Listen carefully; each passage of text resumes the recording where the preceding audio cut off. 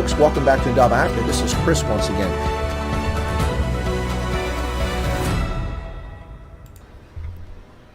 Hello, folks, and welcome back to Chris Wyatt Africa. This is Chris live in central Pennsylvania, and I have a guest who is always a distinct pleasure to have on the program. It's Dr. Peter Hammond from Frontline. I always get it right. I want to say missionaries and missions, but Dr. Hammond, how are you this holiday season as we celebrate the birth of the Christ child?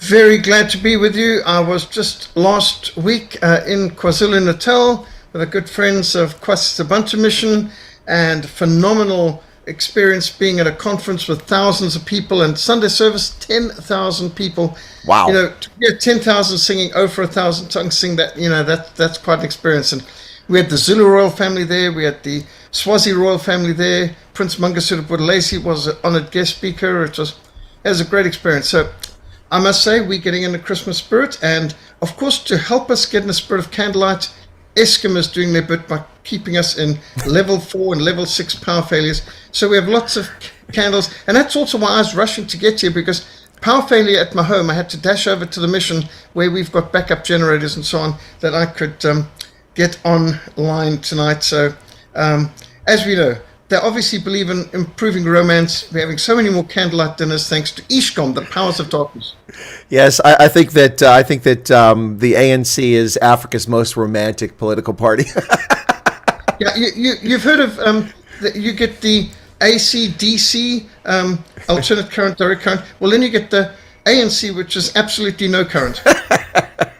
Well, look, there's a lot of housekeeping I want to do with you before we go forward. But first off, and I don't know your view on this, it's kind of a commercialized, but of course, for celebrating the Advent, it's become quite the vogue the last 30 years or so to do these little Advent calendars. So if you don't mind, I'm going to open my Advent calendar here.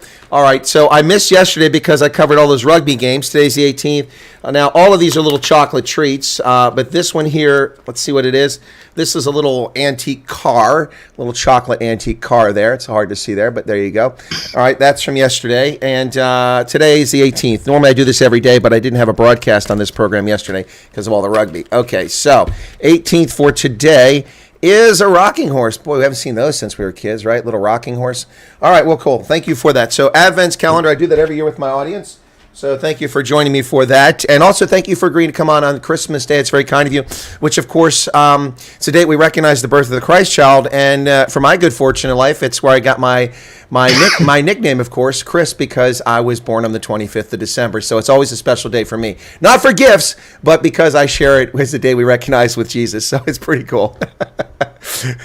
So, Dr. Hammond, when we last met, we actually saw each other in person.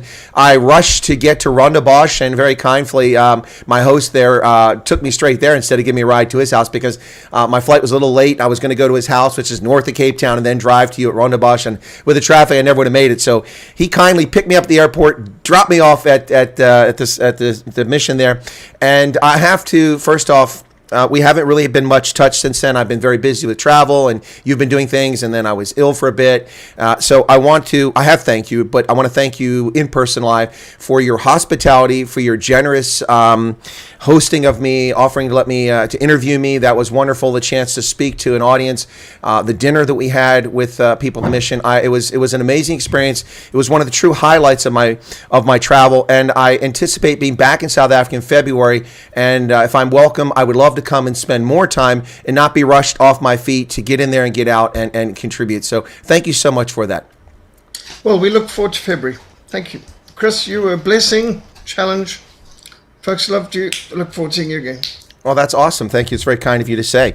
Excellent. Well, you sound like you're a little under the weather here. Have you got the spicy cough, or is it just a regular flu?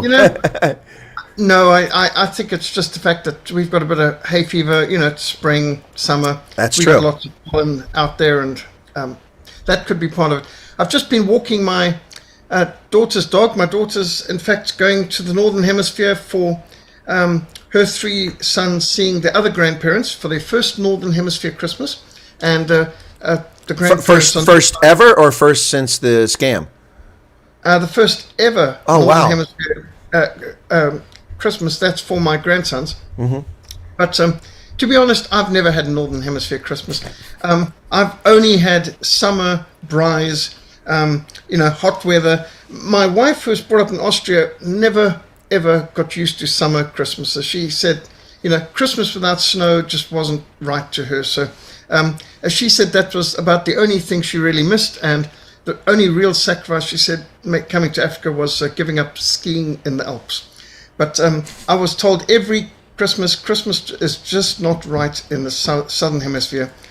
Safari suits and all that, and instead of reindeers, springboks. You kind of understand.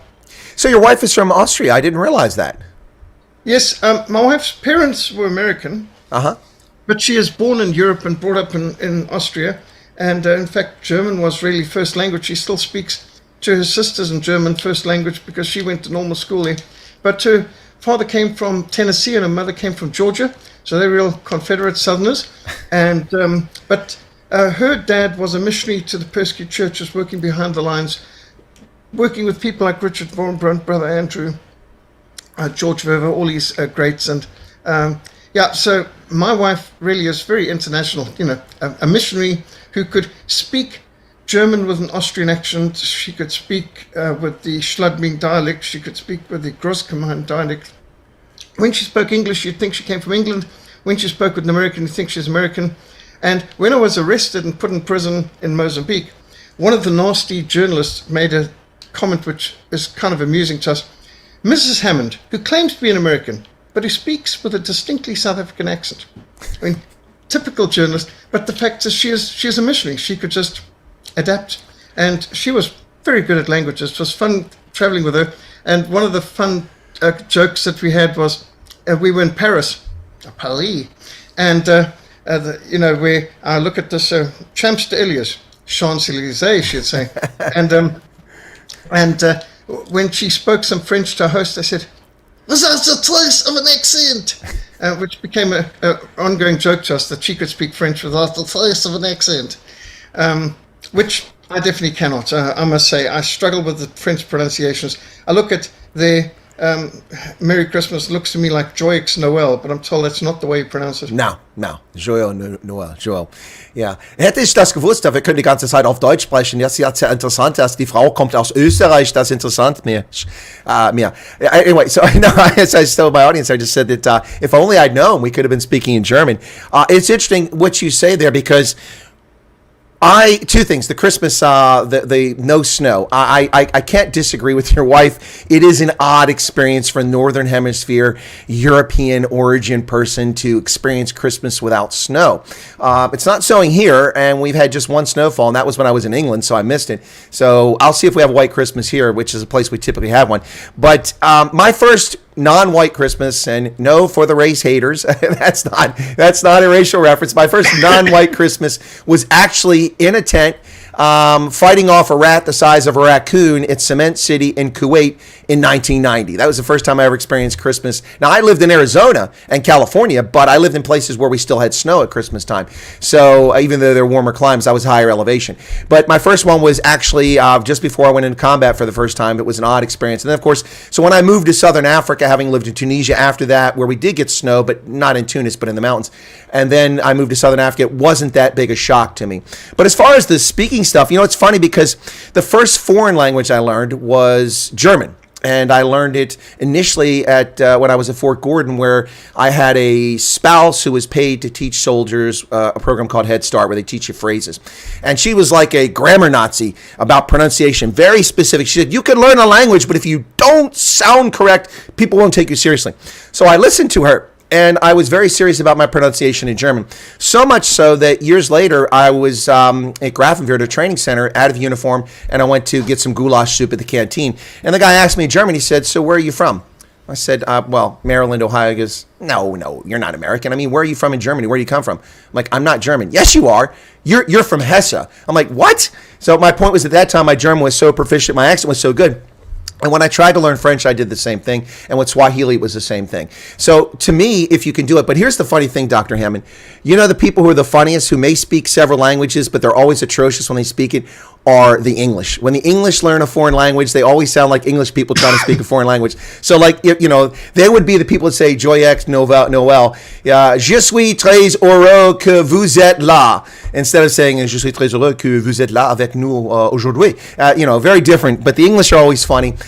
It's interesting that your wife does that, but she is, I suspect, like me, moved around a lot as a kid from place to place and had to jump into new groups and new places and not be on the outside. So your body and your mind just have to adapt. And so she's able to do that pretty quickly. That's been my experience in life. Would you say that's a fair assessment why she's able to do that? Yes, she traveled with her dad into Romania and Czechoslovakia and Yugoslavia and all over the place. And so, in fact, my wife was actually baptized in Romania because she said she wanted to be baptized where it meant something. And, you know, for the people in Romania, you get baptized, that was the cutoff point. So on the day that my wife was baptized in Romania, there were 65 people lined up there because baptism was a big deal in Romania. And nobody under 18 was allowed to be baptized either by the law of Romania at that time under Ceausescu. And everyone gave their testimony beforehand, as you can imagine, long service. So one of the ladies who was going to be baptized at the same time as my wife was giving a testimony, and people started to weep in the church. And it turned out, when the story came out, she had 5 Communist Party members in her family, male members. Her father, her husband, her brother, 2 uncles, Communist Party members. That morning, her husband came into the bedroom, put a knife to her throat and said, "If you get baptized today, I'm going to kill you." She testifies of this, and then she goes ahead and gets baptized. I mean, that's what you call commitment. And so the end of the story is the pastor, Paul Negroot of Emmanuel Baptist Church in Naradia, went home with her to speak to her husband, knowing that he knew that she knew that he meant it. And he was so devastated that she would go ahead and do such a chronic thing as getting baptized. He actually broke down weeping, gave his life to the Lord. And you know what happened? He's kicked out of the Communist Party, lost his job, lost his house, had to move in with someone else. So, I mean, talk about paying the price. And as Lenora said, you can't compare a baptism service in America with a baptism service in Romania back in the dark days in the 1980s under Ceausescu. No doubt about it. Well, of course, you know, the communists, 2 things. First off, the crimes against humanity committed by the Soviets in Russia and in the Soviet Union, destruction of Orthodox churches, of Catholic churches, of in Ukraine and other places, like just all over the country. Just true crimes against humanity. And, you know, the architectural loss, the religious, the faith loss, and their demonic effort to stamp out religion. Of course, the reason communists don't like organized religion is because they have their own. It's called communism. That's absolutely true. Communism is a religion. I mean, they've got their own theology. There is no God. They've got their own biology, which is evolution. They've got their own God, which is the party. And remember, the party can never make mistakes. That was the title of one of Alexander Solzhenitsyn's books. We never make mistakes. I mean, the party is infallible, sort of like the Pope in the Middle Ages. And if you disagree, they got an Inquisition, although they called it the KGB. And Lubyanka and so on, you'd be called before it. So it was run like a real harsh, totalitarian, medieval religion.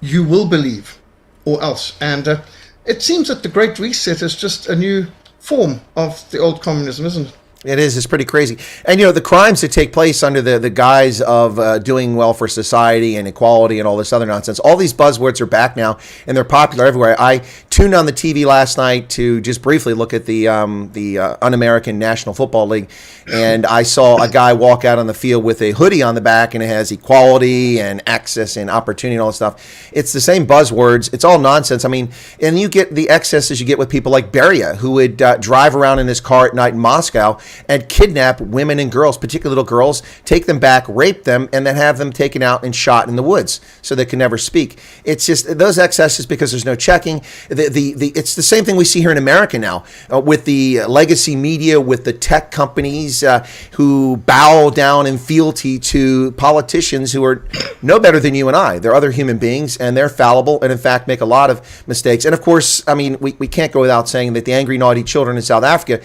they resemble this in every respect. I mean, you must owe fealty to Latuli House, and let me get into that as we shift a little bit. We'll come back to Christmas, but the thing is that if you watched, and I watched live, I was on with Ronaldo to cover the vote on a Section 89 report in Parliament, which, for the audience who don't know, the Section 89 report was a report commissioned. 3 former High Court justices did an investigation.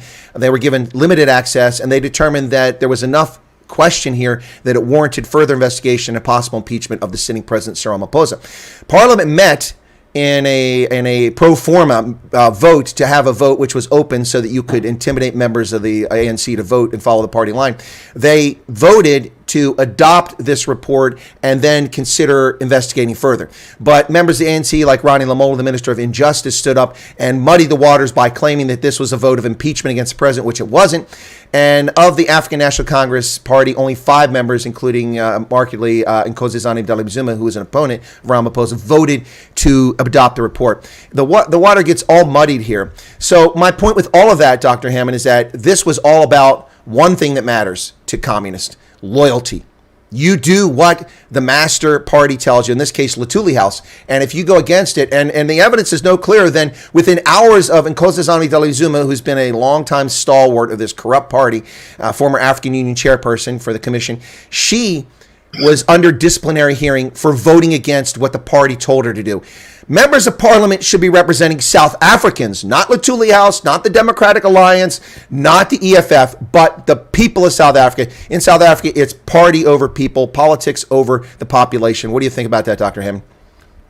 You're right, and it's shocking. And it used to be that a representative represented his community, which of course is what the whole concept of the British parliamentary democracy is, and in America too, where you represent your constituency. And therefore, the idea that your first loyalty is the party. Now remember, South Africa's got a party proportional representation system where you don't actually vote for your candidate. You vote for a party, and a party has a list, and they appoint the candidates. So at any time, if a person votes against what the party wants, they can lose their seat. Exactly. So they don't represent the community. They actually represent the party. So how can you vote against the party when you have a system where the party owns your seat and they can take it away from you any moment they like? Well, and that's exactly what we're talking about here. In Nkosazana Dlamini-Zuma, that's what the threat is. She and the 5 people who went against the party will be removed, and they can do that. You know, it's the whole system. Look, I mean, understand South Africa does have one of the most liberal constitutions in the world. In fact, it enshrines gay marriage. It's in the Constitution. Yeah, I see you rolling your eyes. I'm rolling my eyes too. But the point is, it is an incredibly liberal constitution. It's also quite lengthy. It's a lot of pages. But my point here is that South Africa has a lot of fundamental problems with its so-called democracy. You've just addressed one of them. You don't vote for candidates, so you don't have the option of removing them. When you get a convicted criminal who is responsible for the kidnapping of Stompie and then his subsequent death, convicted by the ruling party at the time, and then convicted of fraud and stealing from Parliament by the ruling ANC, yet she finds herself back in Parliament despite the fact she's a convicted criminal. When Tony Yangeni, who is a convicted felon, gets his criminal record absolved by a corrupt government and can now challenge for leadership in this ruling party, that's not democracy. That's the mafia. That's what that is. Yes, I mean, we had people who were bombers and murderers become police commissioners. We had criminals made to be the commissioner of police, who was then chairman of Interpol. Jackie Salibe. Yeah, and next thing he had to be removed because he is involved in gangsterism and so on. And this is the problem. You can't take a terrorist, put a uniform on him, and think it's going to make him honest. Yeah, no doubt about that. I agree with you 100% there.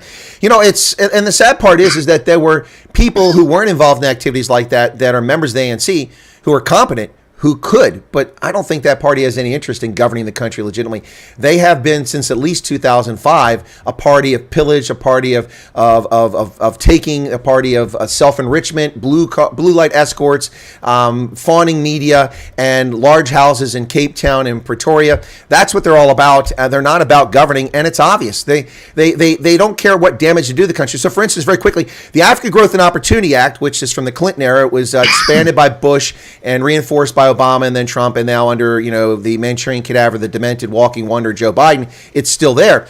The Africa Growth Opportunity Act gives South Africa access to our market duty-free, despite the fact that we are charged duty to ship our products and services to South Africa.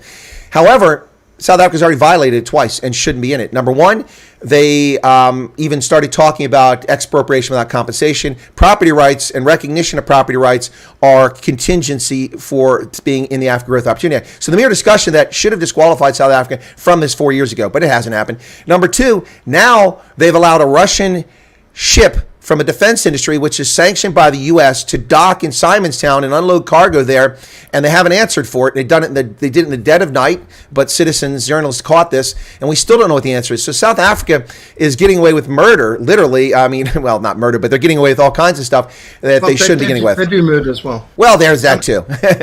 we have anything from 25,000 to, if you believe other statistics, over 35,000 murders a year. Now, put into context, back in 1960s, when we had H.F. Verwoerd as our Prime Minister, murder was something like 167 a year on average. Mandela became president, and it shot up to 22,000, 25,000. By the time we got to Mbeki, he was up to 35,000 murders a year.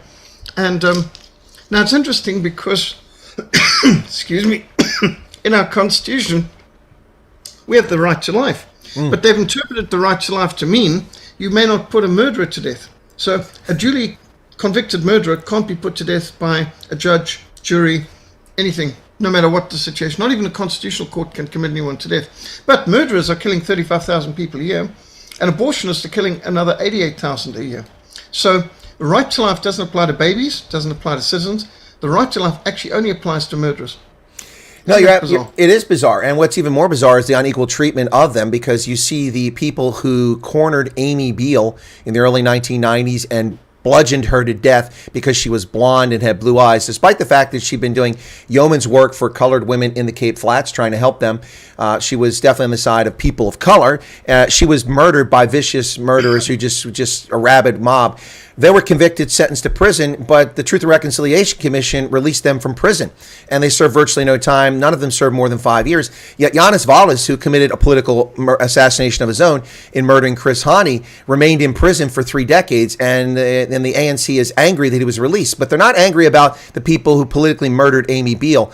And Chris Hani, it doesn't mitigate what happened. Taking life is wrong, but he died instantly.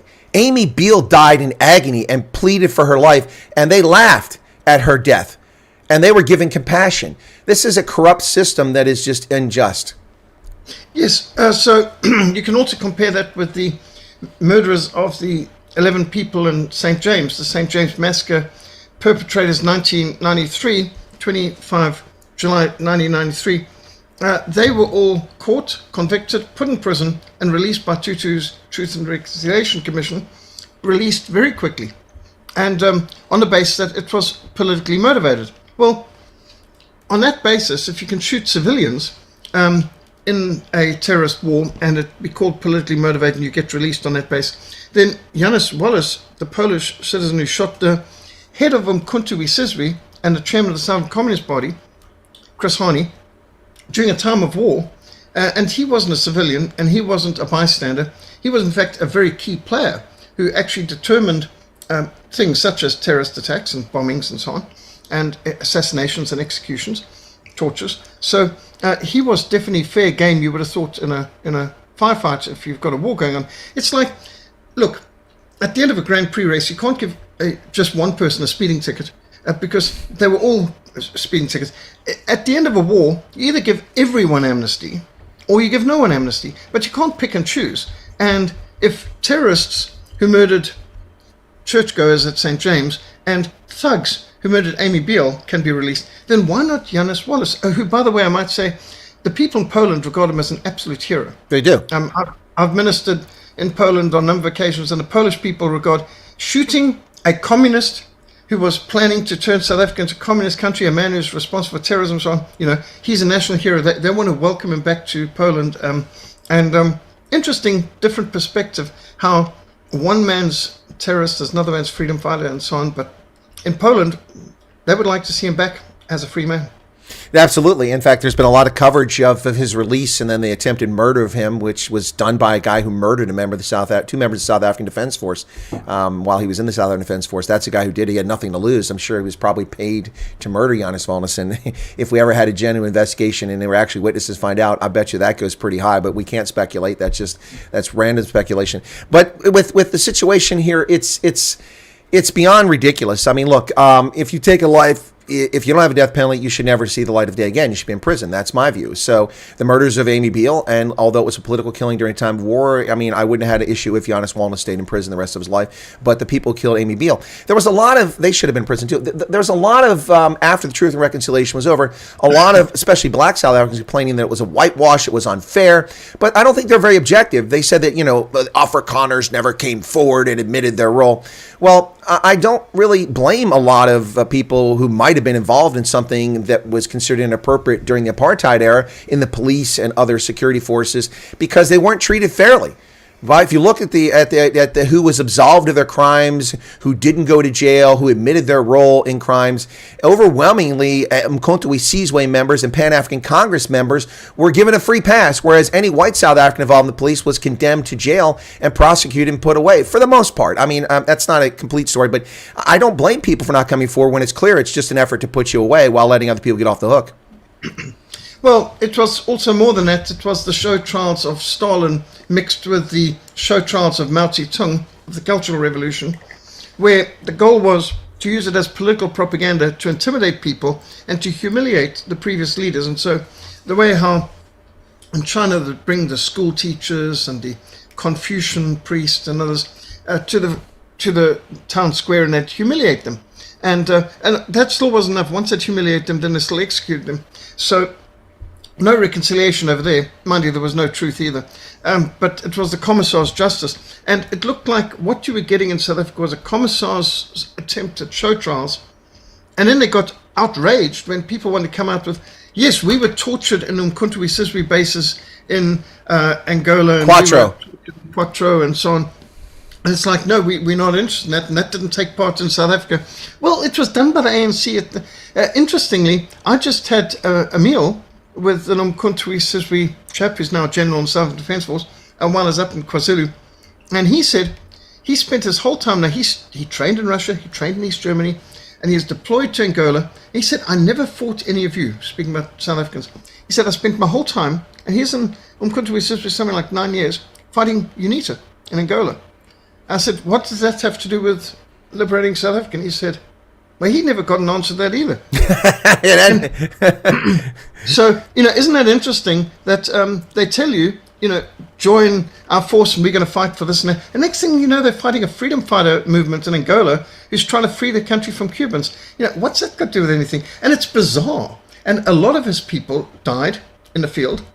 Some of his people died at the hands of their own bosses, and he doesn't even know why. Oh, a lot of people died at the hands of his own bosses. I mentioned Quattro, the crimes of the ANC and Jacob Zuma, who the head of the MK intelligence in Angola, among not just Angola, but among other places. They've assassinated so many of their own places. To be honest, they probably had more of their own people murdered than died in combat against the South African Defense Forces in the bush, honestly, because the SADF was focused on the Cubans and the Angolans. Well, first off, they're focused on the Angolans when they went towards Maputo, towards Luanda. Thank you, Luanda. Drawing a blank there. Luanda in 1975, 76. And then later on in the 80s, when the Cubans came down, they were in alliance with UNITA. So they weren't really as focused on that. And of course, the other focus for them was with Codefort along the border, stopping these guys from trying to get across the border, as well as SWAPO. So, no, the ANC's history is very dark. It's very criminal. It's very violent. They started the People's War in KZN to undermine Inkatha Freedom Party. It's just, and so many people, the number of murders that took place there, the necklacing that everyone seems to conveniently forget, the horrible way that people died, burning to death with a tire lit with petrol around their neck, just truly sick. This is a violent party that is just really illegitimate at this point. Yes, interesting. Just another insight from this Umkhonto we Sizwe general I sat next to and had a meal with, and funny the sort of things that happen. But he said at one time he was singing a Christian hymn, carol. It was near Christmas time over in Angola, and his superiors rebuked him severely. You're not to sing any of these Christmas songs. This is that makes our people to become like the Boers. We don't want to be like the Boers. And so he's told, is Christianity not welcome here? Because he thought, as a Christian, because he had a Christian upbringing, that they'd be welcome. And it's like, you leave your Christianity out. There's no place for Christianity in Umkhonto we Sesame, which I don't think is a big surprise to you and I, but maybe it's a surprise to some other people. What might amuse some of our listeners, in case they're not aware of it, my first experience in the Southern Defence Force. So I was brought up in Rhodesia, and I come to South Africa, and of course my conscription comes pretty quickly after that, and so I get called up in Southern Defence Force. The first words I hear from the Sergeant Major as we get disgorged after a long train trip, and we get disgorged by the Bedford trucks into the parade ground. You'll never guess the first words of the Sergeant Major. Anglicans, Assemblies of God, Baptists, Brethren. And he divides us into our denominational groupings, and there are tables all around the parade ground, and there are clerks taking down our force number and details, and that's because roll call was taken in South African Army for church parade, and attendance was not optional. It was, in fact, we were issued Bibles in South Defence Force with a forward introduction by, he wasn't President or Prime Minister then, he was still Minister of Defence, P.W. Botha. He became Prime Minister shortly after.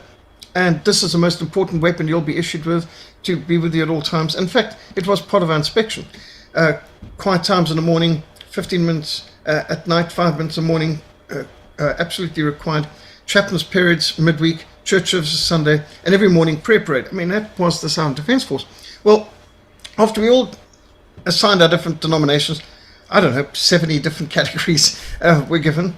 There were 4 men left in the middle of the parade ground. I mean, I'm talking about 1979. It'd be interesting to see how it would be now. There were 4 men in the middle who weren't covered by that. And Sergeant Major says, well, what are you? And we all looked, wondering, well, what could they be? I mean, we think we've heard it all now. And one of them says, atheist, sir. And the Sergeant Major scowls and he says, atheist? Atheist! The communists are atheist! SWAPO are atheist! The ANC are atheist! This is a Christian army! Send them to the Pentecostals! So, instead of a 40-minute Anglican service or 1-hour Baptist service, they got 3-hour charismatic services. And that's the way it was in SADF. I mean, the old South African Defence Force, you would be amused. I mean, they were really serious. For example, we had to run or drill march everywhere. We weren't allowed to walk. The only exception was Sunday. We had PT every day except Sunday. And Sunday was, you would see even the bad guys, the drunkards and so on, they would stop at midnight on Saturday night, behave themselves through Sunday, because the Lord's Day, and then carry on going, as we said, to Kira, going wild on Monday. And, I mean, this SADF has got to be one of the most amazing armies, I don't think, since the Army of Northern Virginia of Robert E. Lee or Cromwell's Ironsides, that you've seen anything like it. But it was a very strange group of Calvinist Boers who actually really feared God, even those who didn't have a personal relationship with God. They feared God and they respected God, and I think that's an element I think many people have missed about the old South African Defence Force. No, it's a great point, and let me come a little. Just it's not the same with the U.S. military, obviously, but I remember growing up studying history and seeing photographs of the Russian army in the First World War. Services being conducted for tens of thousands of soldiers. They would stop fighting and hold services because faith was such an important part, and that was in the Russian Empire. You know, that wasn't exactly a Christian-founded country, although Christianity had a big role there. Let me just address one thing in the chat very quickly. John Jarvis said that, just a note on Wallace, the TRC said that he could not be granted amnesty because he was not associated with a political party. Okay, well, the people who murdered Amy Beale were just thugs. They weren't associated with any political party too. So, it's not equal treatment under the law. That's the point of the whole conversation there. But anyway, so no, it's Nigel says, I remember my Defense Force days. Yeah, he'd probably bringing back some dark memories there for some folks talking about it. I know when Steve Hofmeyer and I discussed it, Steve was, of course, I retired as a colonel. So even after all these years, Steve kept calling me sir all the time on camera that first time we talked, because he's like he's talking to a colonel here. Of course, I didn't look like Moses in that early interview. That was 2 years ago. So, but anyway, yeah, no, it was a very unique approach that the SADF had to so many many different things. For instance, all the drill was in Afrikaans, and the not to use this impolite term, but they said the pommies, or the cockies, the English speakers. It didn't matter if you didn't speak Afrikaans; you better learn it real fast. Exactly. Yeah, I was the only English speaker in my whole platoon, it seemed. Maybe there was another one, but everyone spoke Afrikaans fluently, and there I was struggling along, because when I was brought up in Rhodesia, they taught us Latin. And I remember asking in my school, why aren't we learning Madabili or Afrikaans? And the teacher looked down his nose at me and says, if you don't know Latin, you're not educated. I'm like, oh. I just think it might help to know the language of our neighbors, but obviously, gee, what do I know? But that was the kind of problem. So when I came to South Africa, I had to get a crash course in Afrikaans. Do you know, to this day, the military terms that I only know the Afrikaans word for, I don't know the English equivalent of, and sometimes I've discovered years later, oh, that's the English equivalent for this order or for this instruction or this military part and so. So the infantry, we were meant to have 1 week English, 1 week Afrikaans. Well, I don't think the English day ever occurred. Forget about week. But I didn't mind. The Air Force, I think, was more half-half. The Navy was more English. But the infantry, totally Afrikaans. And what also was amazing was so many tall people. Yeah. The Dutch people are, according to Guinness Book of Record, the tallest people in the world. I suppose you've got to keep their heads above water. But at any rate, I was tall in my class in Rhodesia, and I came to South Africa and I was suddenly medium height, and being surrounded by these giants. I mean, I must say a lot of Afrikaans men are really, really tall and big. And I think they've got to have been very intimidating for the enemy, because they're pretty intimidating to me too.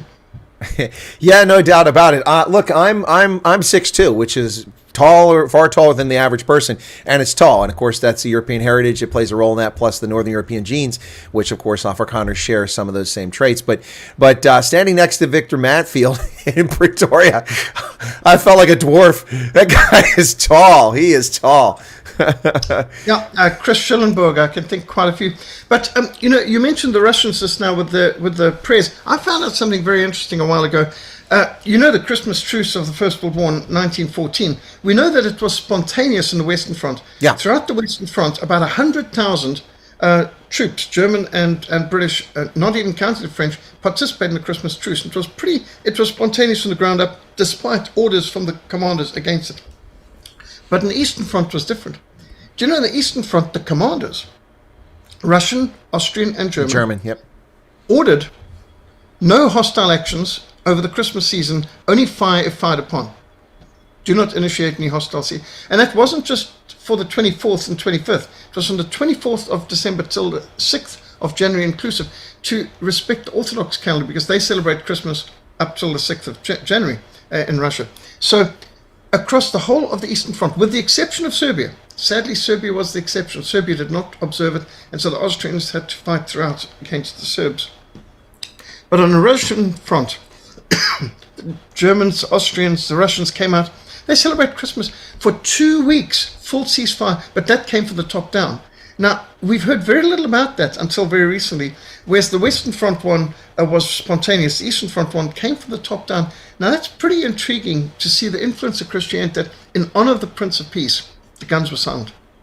No, absolutely. It's the Eastern Front and the Southern Front in the First World War really isn't covered very much.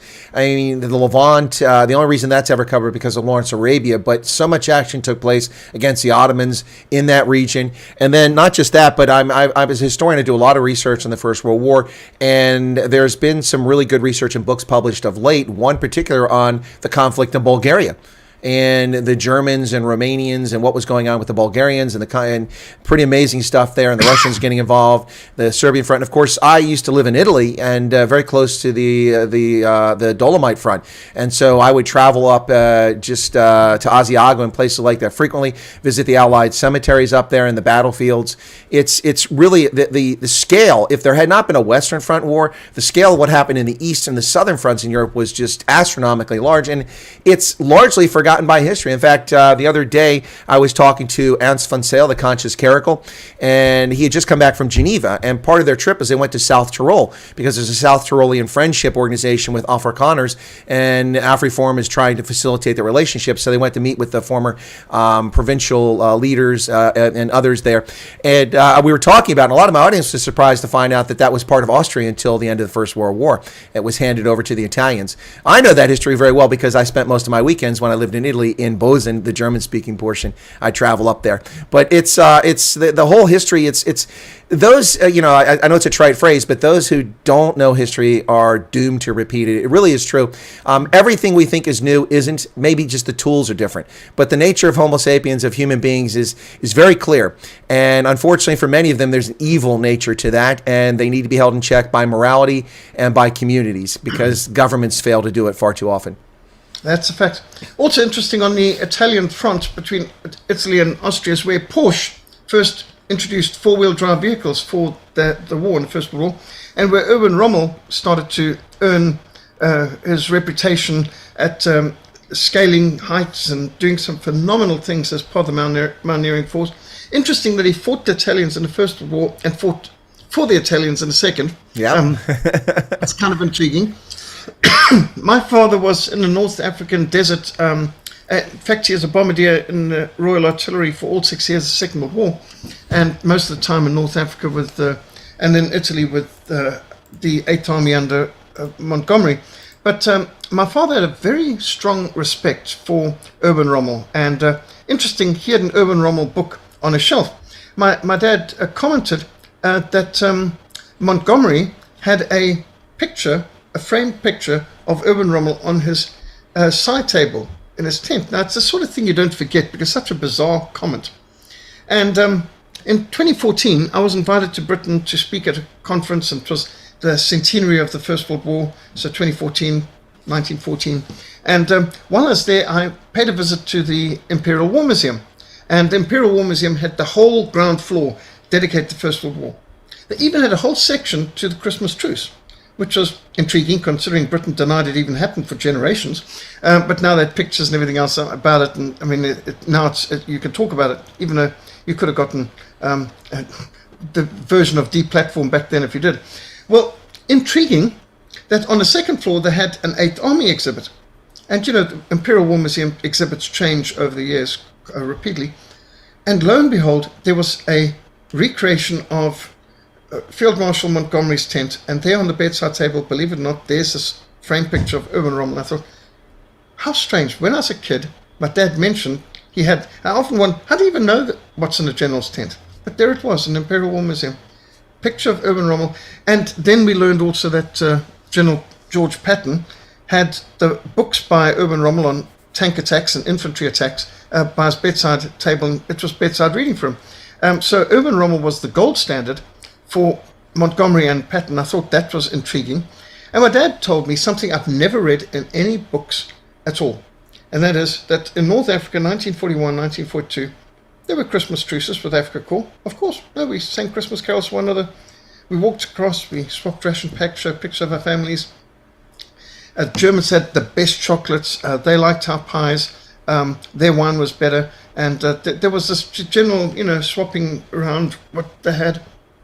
And he said, they were gentlemen. We, after any battle, there was a general concern, and our medics could be treating their people, their medics could be treating our people. He said, there was just gentlemanly arrangement. When anyone got shot down, say RAF or RRAF, people, Royal Rhodesian Air Force and so on, the Germans would often send a message, this is where the person shot down, and they would, even if they were in their area, let a relief plane come to get them out. And there was this concern. He said, to be honest, he said, in North Africa, we felt closer to our enemy than we did to our families and friends back home, certainly our governments, because he said they were fighting the same enemy, which is the desert, the heat, the climate, the dust storms, the lice, everything. And he said, we knew that you couldn't survive out there for long. And so when we knew that one of their pilots was shot down here, there would be this urgency to get help to them. And he said there was such compassion. We knew the people back home didn't know what we were going through. But the Africa Corps on the other side, they understood, and we understood them. And it's an intriguing thing that later in life, my dad was meeting with my grandfather. Now, my grandfather had been in the Africa Corps. My mom was brought up in Berlin under the 1,000 bomber raids and all of that. And so my brother and I were quite nervous because we knew Dad and Granddad fought one another in the Second World War. So we had this image that the living room was going to be turned into a sort of battleground like North Africa. And I don't know what we expected, but we expected something violent. They embraced, they recounted stories. You could just see, I never in my life saw my dad show such respect and such affection to any human being as he did for my grandfather, who was Africa Corps, who he hadn't met before. And it was just, you could see this camaraderie. And it's absolutely extraordinary. It's the kind of camaraderie I feel like with people who've been in the bush with me, in prison with me, under fire with me.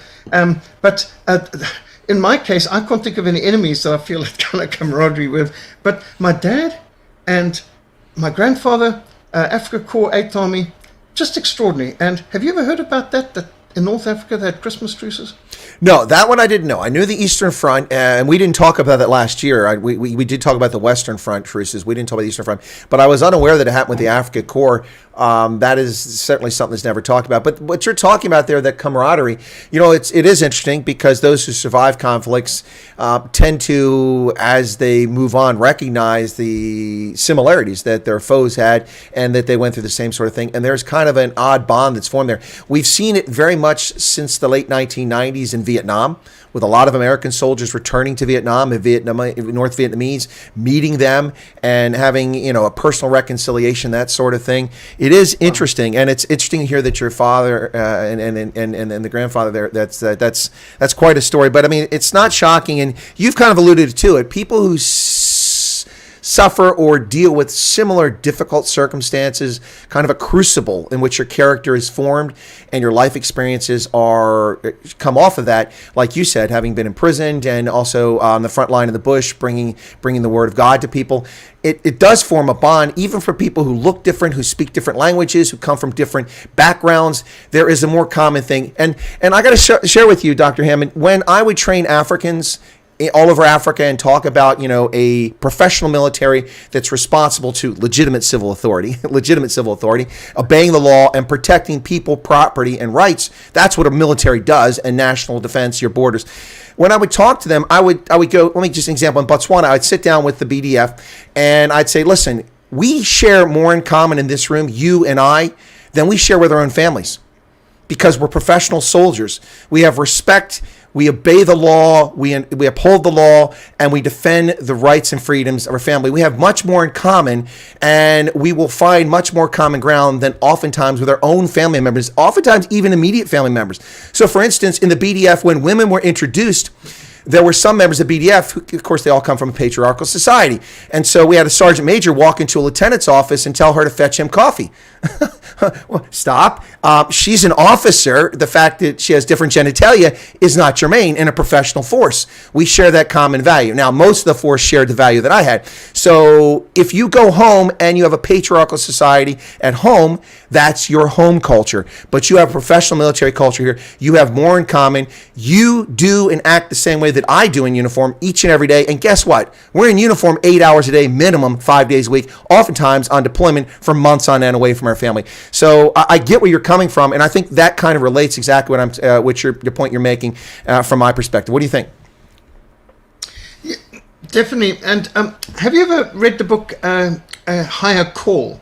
It's about the bomber pilot of the B-17 bomber pilot that was shot up over Germany a few days before Christmas near Bremen, and Lieutenant Franz Steiger, the Luftwaffe fighter ace, who chose not to shoot him down but guide him and escort him over the air defenses back towards England. Have you come across that book? No, I've never seen that. A Higher Call, one of the written by Makos, absolutely phenomenal. Adam Makos. It came out just a couple of years ago, and it's on this incident, and it was just a few days before Christmas, and this Franz Steiger was a veteran of the Battle of Britain, a veteran of the Africa Corps. He had fought all the way along. He had been with Marseille and all these top fighter pilots, and he was a friend of Adolf Garland and Steinhoff. Germany's top ace, Adolf Garland. Yep. Exactly, top people, and in fact he trained Gert. the man who was number 2. But anyway, who is Eastern Front. But he was also later became one of the first of Jager 44's Messerschmitt 262 jet fighter bomber pilot. So a real ace. And he had lost his brother, who was a night fighter early on in the war. American bombers had bombed his hometown. He was out for revenge and a Knight's Cross. He just needed one more kill. He had shot down 2 B-17s that day. He goes up and he's approaching this B-17 and it's really shot up. And he wonders, why is no one shooting at him? The inches closer, his hands on the trigger, and he sees the rear gunner's dead. He starts to edge alongside and he sees half the crew's dead, or the whole side's peeled up and wounded, and then he locks eyes with the pilot, whose name's actually Charlie Brown, the actual Charlie Brown. Yeah. But anyway, so he and when their eyes lock, he decides, he puts his hand over his cross. He's got this cross. He had studied theology. He's got his hand over his cross, and Charlie Brown puts his hand over his Gideon's Bible in his pocket. Of course, neither of them know what the other's doing. But Steiger changes his mission from shooting down this bomber to helping them to find a way back to England, because, in fact, the instrument panel shot everything. They can't find a way. He salutes a man, guides him, and he takes him over the air defenses in formation, because the North Sea air defenses was phenomenal. And these guys were flying so low, they'd have got shot out of the sky. He is amazed this plane was even still flying. So much was shot out. He takes him over, heads him towards England, salutes, and peels off. And years later, they meet one another, because Charlie Brown wants to find out who's this Luftwaffe pilot. Now, it so happened, something like 28,000 pilots fought in the Luftwaffe as fighters, and only 1,200 survived the war. Yeah. And so this man was one of the few. And he moved to Canada, and they met up, and they became the best of friends, and the wives became best of friends. And the day came that a massive extended family of the survivors of that B-17, Ye Olde pub, came together with Franz Steiger as their guest of honor. And not one of those children, grandchildren, extent would be around if it wasn't for his act of chivalry. And when, why did you do that? And he said, I was taught by my commander, you never shoot a man in a parachute. Yep. And it's not honorable. And if you don't show chivalry to the enemy, I'll shoot you myself. And that was his command at the Jager in the Luftwaffe down in North Africa with the Africa Corps. And so he said, my family goes back to the Knights, and there's a code. He said, I realized what I was doing was treason to my country. I could have been in serious trouble with my country, never breathed a word of this to anyone for all these years. And yet he knew he had a higher call. And that was, in this case, okay, they were bombers, they were the enemy, but they were helpless. They could not defend themselves. He could have shot them down, and he would have felt like a murderer. So they had already done their bombing run. The aircraft was barely flyable. Most of the crew was dead. I mean, at a callous sort of level, let's use the phrase, it wasn't sporting to shoot them down. They were helpless. They were defenseless. You don't shoot an unarmed opponent, and that's essentially what it would have been. So he did answer to a higher calling. This book was phenomenal. I like reading different books like this. And I must say, it's one of the best Air Force books I've ever read. And I also read The First and the Last by Adolf Garland. And who wrote the foreword? Douglas Bader, the top British fighter ace on the other side. And, Douglas Bader and Adolf Garland became friends. Do you know that the son of Irwin Rommel and the son of Field Marshal Montgomery became best of friends and did family holidays together and so on? Yeah, I did. And in fact, the son of Irwin Rommel was the mayor of Stuttgart, where I was once stationed, and was a very close friend of the American community, and is regarded very well by pretty much everybody. Wow. Well, I think this, again, just gets onto the whole message of Christmas. For unto us a child is born, unto us a son is given, and the government will be upon his shoulders. And his name shall be called Wonderful Counselor, Mighty God, Everlasting Father, Prince of Peace. Of the increase of his government and peace there'll be no end. And, it's good at least once a year to stop and realize that the ultimate commander-in-chief, the creator, the eternal God, he is the Prince of Peace. And I would hope this message would reach the people in Russia and Ukraine. Wouldn't it be nice to have the guns fall silent, at least over Christmas season, which of course should stretch a lot longer because their Christmas stretches actually the full day, 12 days of Christmas in the Eastern Orthodox calendar. Wouldn't it be wonderful if this insanity could stop at least over Christmas? I hope the Christmas truce message could reach some of the people in the front line in the Donbass and Kharkov regions and so on, Kharkov.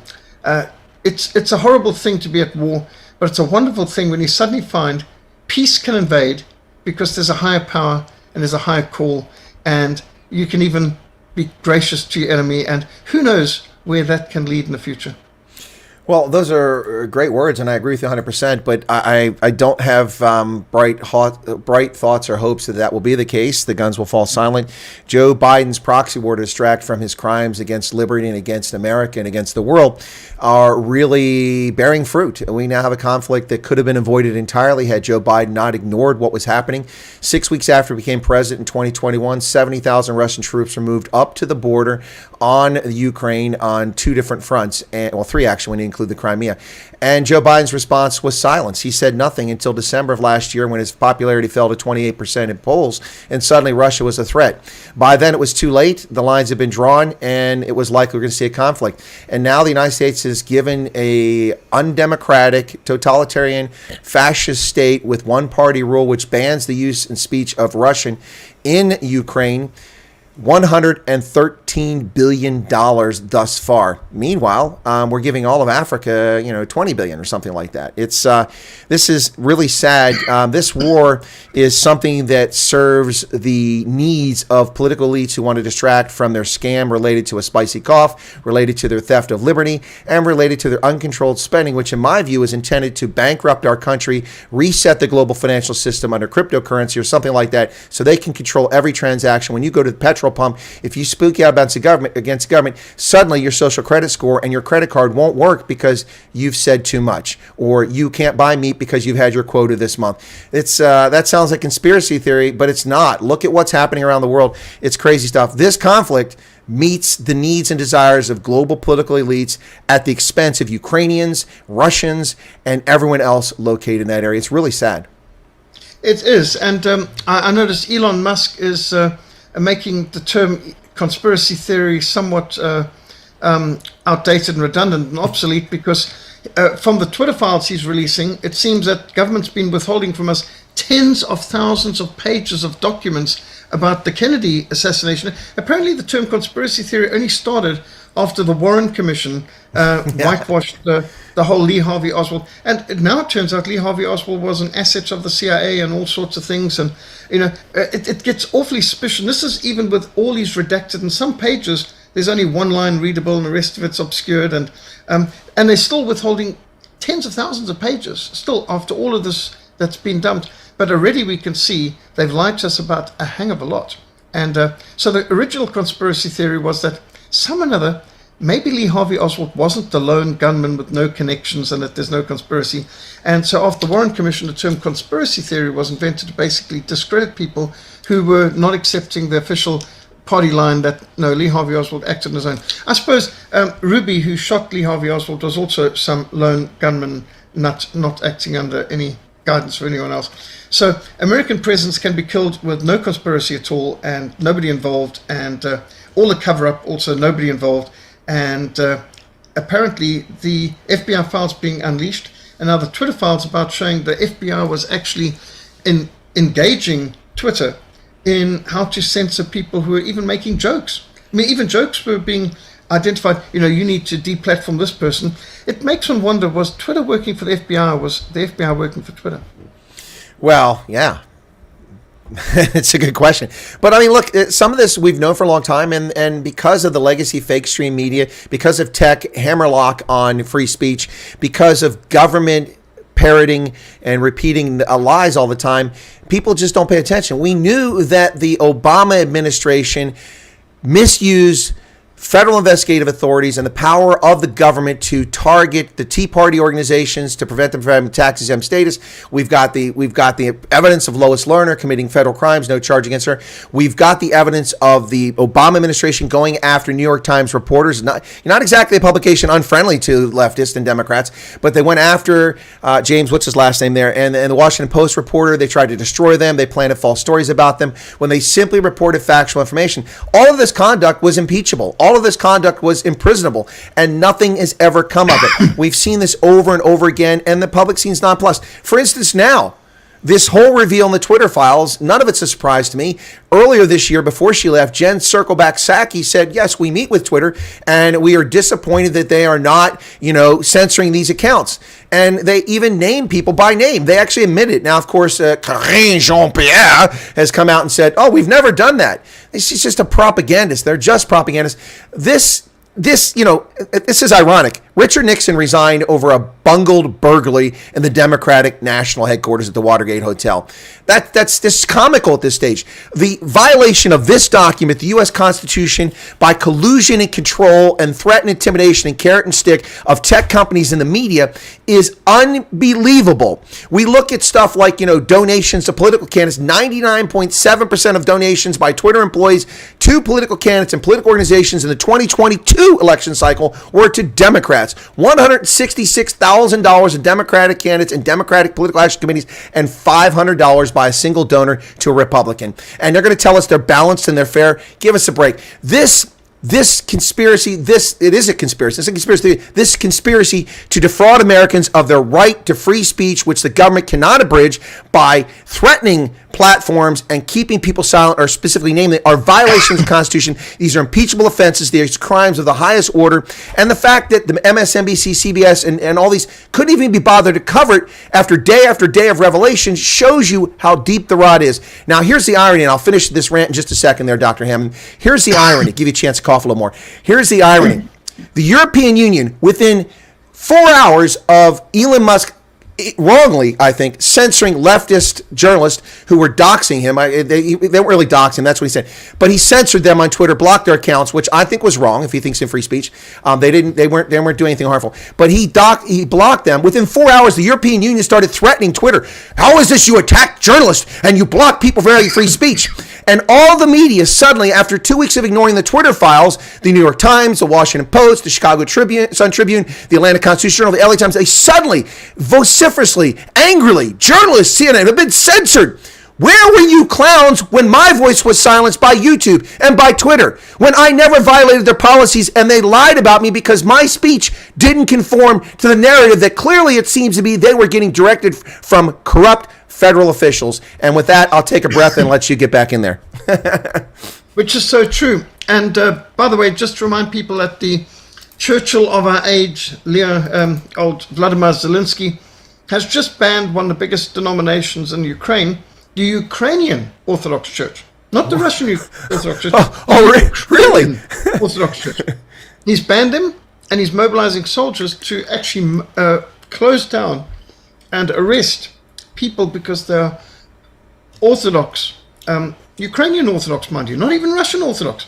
And this is bizarre because you're talking about hundreds of thousands of people here. And here's Zelensky. He's banned all political parties except his own. Something like 12 political parties he banned. He's banned all the media. Now he's banning churches he doesn't like. Oh, he's already banned Russian, the use of Russian. So if that's democracy and freedom, who needs a totalitarianism and oppression? Because it seems like a one-party dictatorship to me. And now we've been told worldwide that he represents freedom. Well, he's Times Man of the Year. Well, when has time ever got wrong? I mean, Adolf Hitler was Man of the Year, and a computer was, so. and Stalin was multiple times Man of the Year, as was Mao Zedong. So, I think Time Magazine, or shall we call him Slime, I speak about Slime, Useless News and World Report, and the Bolshevik Broadcasting Corporation, the Communist News Network. These are really the two, and Newspeak. These are tools of propaganda, and the sooner we realize we're being lied to, the better. The Bible does tell us that one day an angel will be sent to bind Satan that he might deceive the nations no more. And there's several places in the book of Revelation that says that nations are being deceived. So if we find ourselves in agreement with the United Nations, the World Council of Churches, the mass media of the world, then we should know we've been deceived. I mean, there's no doubt. I think deception's reached a new level in our world today, and we're living in the age of the lie. And as Alexander Solzhenitsyn said, the best way to defeat the Marxists is to refuse to believe the lie, to refuse to applaud the lie, to refuse to repeat the lie, to refuse to pretend that you believe the lie. And he puts as a key part to bring down the Soviet Union, just stop repeating the lie. He said very few people in Russia actually believed these lies, but they repeated them and applauded them because they were expected to. But when they stopped pretending they believed the lie. The whole edifice started to come apart. And boy, did it come apart very quickly. The whole thing collapsed just in a matter of months, the whole thing. I mean, of course, it all started with Hungary refusing to block East Germans from fleeing into Austria. That's what really started the whole thing.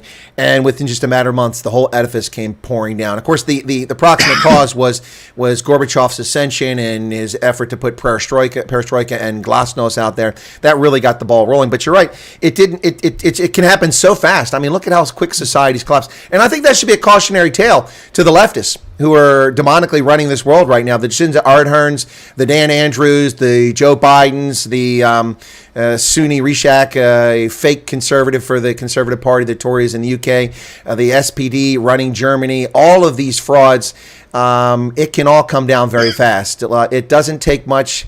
And to the theocrats there running Iran, your days may be numbered. I'm not making a prediction, but their death sentences with kangaroo court trials for innocent people is really shocking. Iranians, not the world. The world doesn't seem to care because they're covering it all up. But Iranians are Iran's theocracy, I think, is in very serious jeopardy of collapsing sometime soon.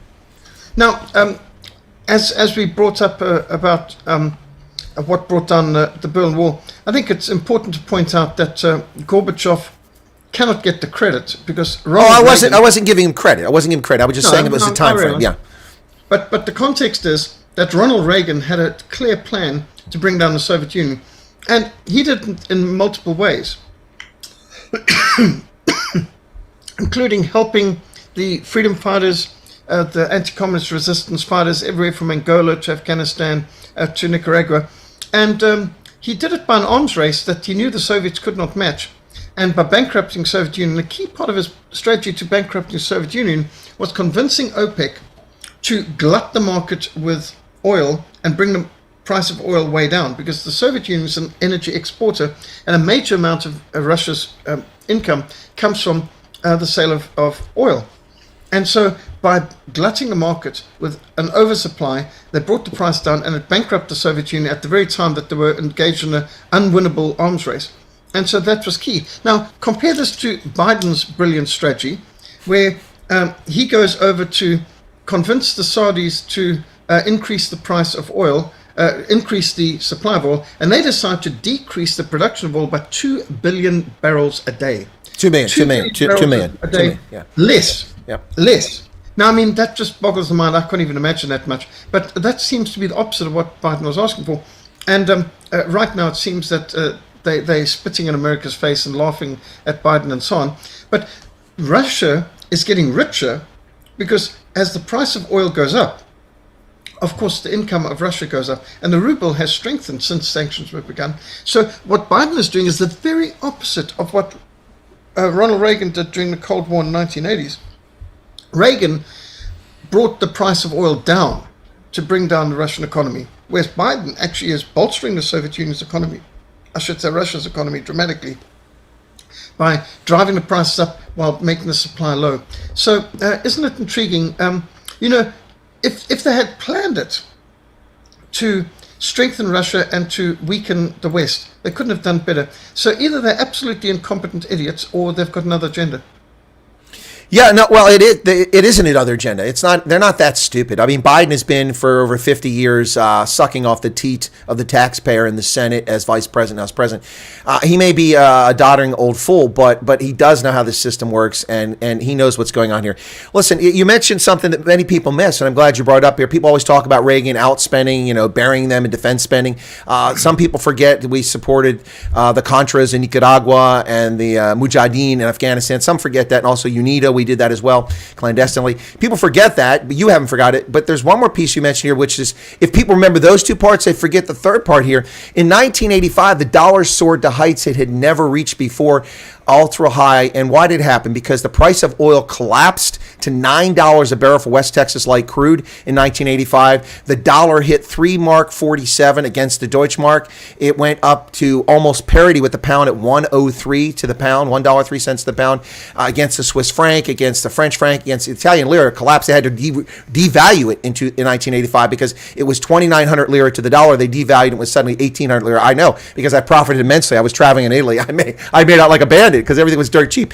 But that was all driven. And then what was the subsequent impact on America? Our economy surged because energy was affordable and inexpensive. And it crushed Russia because their major exports were oil was a big part of that, as you said, natural gas. And we're doing completely opposite. Not only is Biden begging the Saudis to sell us oil so our hard currency goes there, he's crippling our energy industry here back in the States. We're 2 million barrels production less now than we were under the peak in Trump. And here's the thing.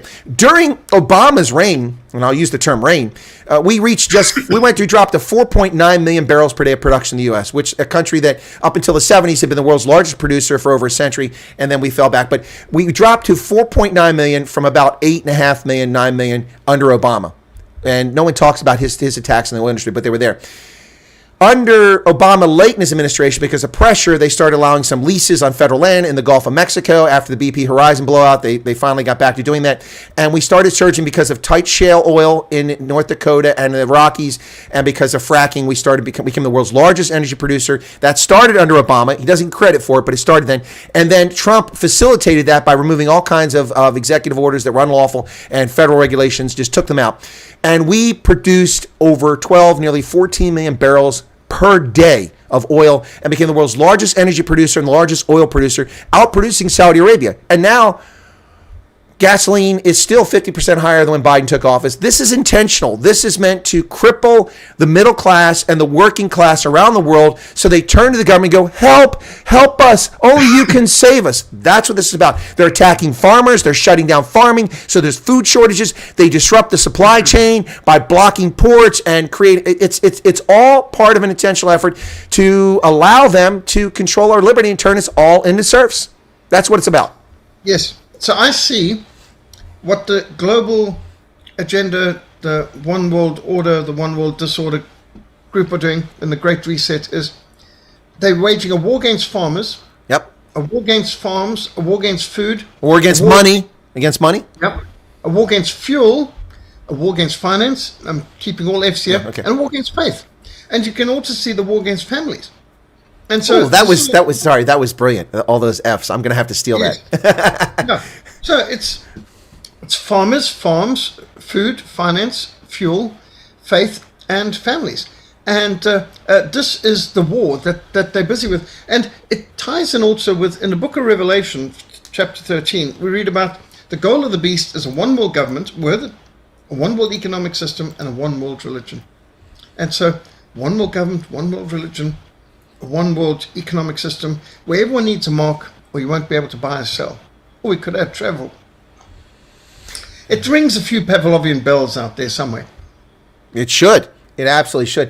And it's it can't be more painfully obvious. I mean, you look back in retrospect, Dr. Hammond, at the hysteria over H1N1, the Asian flu, swine flu, and Ebola. I remember Obama. I was in Africa, and he blocked flights from Africa to the U.S. I'm like, you do realize that South Africa is further away from the Mono River region of West Africa than Los Angeles is from New York, you moron. And he realized that. And so, no Liberians can come to America. Well, there are no flights from Liberia to America or anywhere else except for Brussels at the time. That was the only place. And then later, of course, a few other airlines came in there. But I mean, it's just, these were like dress rehearsals for what came in 2019, 2020, and what we're still dealing with here. And, you know, without getting censored or deplatformed here, what they did saved nobody. In fact, it cost more lives through suicide, depression, failed businesses, hunger, sexual abuse, incest, rape, gender-based violence, isolation, depression, and a host of other things, all of which, not to be arrogant or have a big head, but I predicted in February and March of 2020 and said endlessly, which of course is one of the reasons why I became a target, because I was pointing out these shortcomings. And then we're told to believe in something that if you get injected gives you protection for at best 90 days. Really? So I have to get jabbed every 90 days for the rest of my life? Why aren't you developing new jabs for this affliction? We know that every year you develop a new influenza jab because you can't be successful. You're making the best guess against what the Southern Hemisphere version is that's prevalent and the Northern Hemisphere, and using the opposite seasons. I know, having lived in both hemispheres. And it's a guess at best. Sometimes it works, sometimes it doesn't. So why aren't we doing that? Why are we still telling people that it will be a dark and miserable and deadly winter for the unjabbed in America? According to Joe Biden, it seems that most people I know who are unjabbed might have gotten a spicy cough and they're doing quite fine. But anyway, I don't want to get into that. But the point is that all of this seems to have been a dress rehearsal to steal liberty, to imprison us as serfs. That seems to be the end goal here. Yeah. Yeah, so actually we should add another F to our list, and that's a war against freedom. Yeah. Because that's what it really is. They're battling against our freedoms. And these freedoms are non-negotiable. Freedom of conscience, freedom of movement, freedom of religion, freedom of association, freedom of opinion, freedom of the press. I mean, without those freedoms, you don't have freedom. These are basic, and you should not be able to suspend these rights. These are natural rights. They're God-given. They're not conferred by man, and that's what's lost on most of the world. Well, the government, screw the government. Sorry for the language there, Dr. Hammond. Screw the government. We, as a polity, organize governments to represent our common interest. They do not organize us. That's communism. They respond to us. And it's high time that the ANC, that the Democrats and Republicans, that the Tories, that the CDU and SPD, and whatever Macron's crazy Renaissance party is, begin answering to the people. Yeah. Well, in my country, I noticed that the middle letter of cancer is ANC. And so when I refer to our government, I use a small c, a capital A and C, and a small ER. You know, the cancer government. And the fact is, a cancer is something that does not contribute to the health of the body, but it takes away from the health of the body. It breaks down the health of the body. And I'm afraid when we look at our government, they're not the solution, they're the problem. In fact, no matter what the problem is, they make it much, much, much worse. I can't think of one thing they've done to make life better for us. They're like a cancer. There's nothing redemptive about a cancer. A cancer just eats away the life and nutrition and health of a body. And we've got governments, and I don't think it's just the problem with the South African government. There's how many governments around the world who are working against the best interests of their own population? They're a cancer. Absolutely, but I would take it one step further. Not only in the case of South Africa, they're not just a cancer, but they're also parasites. They're parasites. They've been bleeding South Africa dry.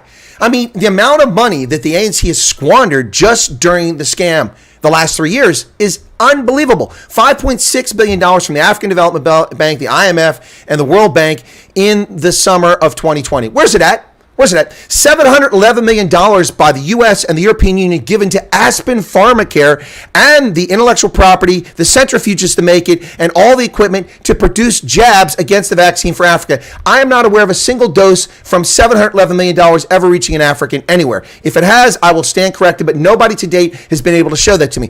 What about the $1 billion 1% loan given by the World Bank last year to the, this is all money, now the $9.7 billion from the United States to subsidize South Africa's transition away from coal, an abundant energy source that could provide electricity, heating, refrigeration, and lifeblood to your economy to employ millions of South Africans in the end, being shut down by a venal, corrupt party which kowtows to the ecological terrorist from Europe and the demonic left in the U.S. who say no carbon, yet they let the South Africans ship from Richards Bay hundreds of thousands of tons of coal to Germany to be burning in coal-fired power plants. It's ridiculous. It's ridiculous. This money has kept the ANC afloat and has allowed it to prey and have predation upon the citizens of South Africa. And people need to recognize that. Yeah, and that's one of the reasons why we in the Cape are working for secession and independence. You know that the European Union gave a $9 billion, not Zimbabwe dollar, American dollar, $9 billion bribe, effectively, to the Southern government to close down our biggest coal energy plant in the country, Kamati. And they closed it down. I mean, that was providing millions of people with electricity and vast amounts of industry. And now they're trying to repurpose this energy plant for green energy, recognizing it's going to put 20-something thousand workers out of business who can't be retrained. And they're not going to try to replace that energy. They're going to repurpose this coal plant into solar energy to go to previously unelectrified communities. So whatever happened to the people who used to get electricity from there, the millions? Well, apparently that didn't matter. And so we've gone from level 2 to level 4, and now we're even on level 6 power failures right now. So today, for example, we start the day with a 4-hour power failure. 4 hours. Do you know what that does to fridges and people involved in industries? And that means that some plants lose tens of thousands of chickens and so on that they can't cool in time within the slaughtering process. It just means killed for no reason, can't be used for food, thrown away. The waste. In fact, it's 3 billion rand a day we're losing in our scheduled power failures, which they want to call load shedding. I don't like the term load shedding, because load shedding suggests, it's a euphemism, it suggests that they've got so much they're giving it away free. I mean, load shedding. I call it a power failure or a blackout. Yeah, that's scheduled power failure. Yeah. And this so you said they're parasites. Well, I've got an illustration there, and that is polyticks. Poly, many, ticks, blood-sucking parasites. Polyticks, many blood-sucking parasites. And in fact, just like the tick, these political parasites, they don't do anything good for the body. They only suck the life out of it. And you know, worse than the actual parasites, I mean, at least a tick, once it's sucked enough of your blood out, drops off. Drops off, But, yeah. these blighters stay on forever. And, you know, your dog might survive a tick or two, but it can't survive a dozen, dozens, hundreds. It's going to die. Yeah. And I'm afraid we've got hundreds of thousands of these blasted parasites sucking on our society and importing more, and our societies can't survive. I mean, Britain will not survive. London could become Londonistan. America could become Meristan. You cannot continue to allow millions of parasites who don't intend to bring hard work and ingenuity to your country or skills, but they just want to live off the freebies. Now, I've got a simple solution to stopping illegal immigration. No freebies.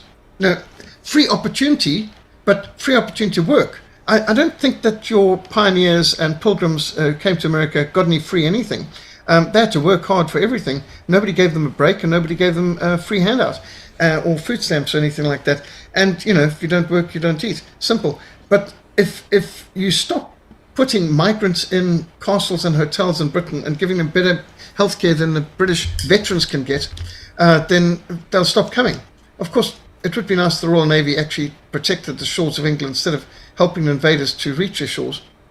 Well, you make a very good point there. While I was just in the UK last month, British veterans were turned out of homes so that fraudulent political asylum seekers from Albania could be put in there, and then given a stipend while they put the veterans on the street.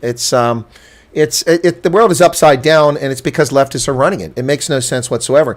It is interesting. I saw, look, I don't recommend TikTok to people, but because as a journalist, I need to look at all sorts of sources of information, even TikTok, so I stay up on it. But I saw a TikTok video recently in which a black woman was interviewed. Now, the guy who, it's called a mash, where you take someone's video and you put something up there alongside it. And the mash was done by a black conservative in America. And one thing I like about TikTok is a lot of black conservatives on there. But the black conservative plays this interview with a black woman. She goes, well, no, I would never marry a white guy. Why would I dilute my Africanness and my blackness? I want to ensure that my race continues.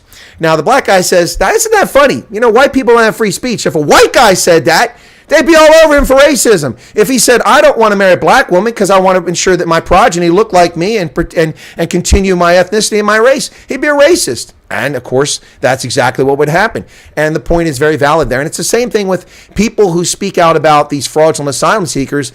And many of them, it used to be they were economic migrants, but it's not even the case anymore, Dr. Hammond. Now we just have parasites coming. Not all, but parasites. There is no legitimate political reason whatsoever for anybody from Albania in 2022 to claim political asylum in the United Kingdom. First off, they don't border each other. Second, why are there flights from there at all? And oh, by the way, this was asked by a member of parliament when this was happening there. He goes on, he says, he's asking the Albanian ambassador in London, he says, so if you take EasyJet, it's 18 quid to fly from Tirana to London, to Gatwick. or to Luton. It's 22. And if you go on another airline, it's £4. Why aren't these asylum seekers flying here? Why are they paying thousands of euros to be smuggled into the country? Now, that's a very good question. Why are the people coming up who claim to be economic migrants from Latin America and other parts of the world flooding across our border paying coyotes thousands of dollars to be smuggled into America? Because they're illegitimate, and many of them are just parasites. Well, if you feed the parasites, you're going to get more of them. I think it was well put by Ronald Reagan. First time I went to America, January 1988, I heard Ronald Reagan personally at a NRB conference, National Religious Broadcast Conference, and Ronald Reagan said, most terrifying words in English language, I'm from the government, I'm here to help you. Yeah. And he said, the leftist mentality seems to be, whatever works, tax it. Whatever doesn't work, subsidize it. And he said, the closest thing to eternal life you'll find on earth is a government-subsidized program. And it's so true what he says. You've got so much of this. If you do well, they want to tax you. It's like a tax is a fine for doing right. And then if you do wrong and you're useless and you do absolutely nothing, they want to give you free handouts. So if you subsidize something, you're going to get more of it. If you tax something, you're going to get less of it. And so why is it that they tax the productive and reward the parasites? And that seems to be leftist policy. Well, it's because they can control things that way. Because the people who get the money, you know the answer. We both know the answer, but that's for the audience's benefit, edification. No, it's you're absolutely right. I mean, let's see. Eskom, South African Airways, Airports Company South Africa, Transnet. Shall I go on? Arms Corps, Denel, shall I go on? Amtrak, the sugar industry in America, ethanol. Yeah, these things are all disasters, total disasters. And it's what's interesting to me, Dr. Hammond, and I can't explain it in South Africa. You could probably explain it better than me because you've lived in the region your life and traveled throughout the continent. I've been throughout the continent, but only part of my life in South Africa in that region. But in America, I can tell you exactly what it is. The dumbing down of our public education system is exactly what it is. And let me just relate a story very quickly here. I didn't know my father for a number of years. I thought he was dead, actually, and came back in contact with him when I came back to the States in 1994, and had a relationship with my father after that until his passing a couple of years back. But my father and I had a conversation one time because he was into genealogy like I am, and he said to me, we were talking about what we learned in school because I was astounded that what my siblings didn't learn. I'm the eldest. My siblings came after me with just a couple of years difference. What was taken out of the curriculum in public school in Ohio. And my father, I was talking about, I took Latin in high school, but it was an option. I didn't have to take it. I didn't have to take any foreign language. And I took English for 4 years. That was an option. I only had to take it for 2 years. I took math for 2 years because I'm not good at it. I only had to take one, and so on. And American government and so on. And he said to me, no, when I was in high school, we had to take Greek and Latin and a foreign language. I said, he went to a public school in the 1950s. And I said, Greek and Latin and a foreign language. I mean, those are foreign language. He goes, no. Those are classical languages. Greek and Latin. In every public school, you had to learn Greek and Latin, and then you had to take a foreign language. So he had to take French and Greek and Latin, learning that in high school. Public education. And he had math all 4 years. He had American government 3 of the 4 years when he was in school. And all these things that were part of our education, not indoctrination, but education, to get people to be critical thinkers. And when I watch the comments like today, give me just a second longer here. Today, there's a video that Roman Kabanak released related to Rob Hutchison coming on my program last week about this issue with Dear SA, Dear South Africa. And Roman, I read the comments. He puts it on his channel with 40,000 subscribers, and all these people are attacking the other party, Rob Hutchison. And I go on there, I said, I find this interesting because the people on my broadcast, some who comment on the video, implicitly believe everything that Rob said with only hearing one side of the story.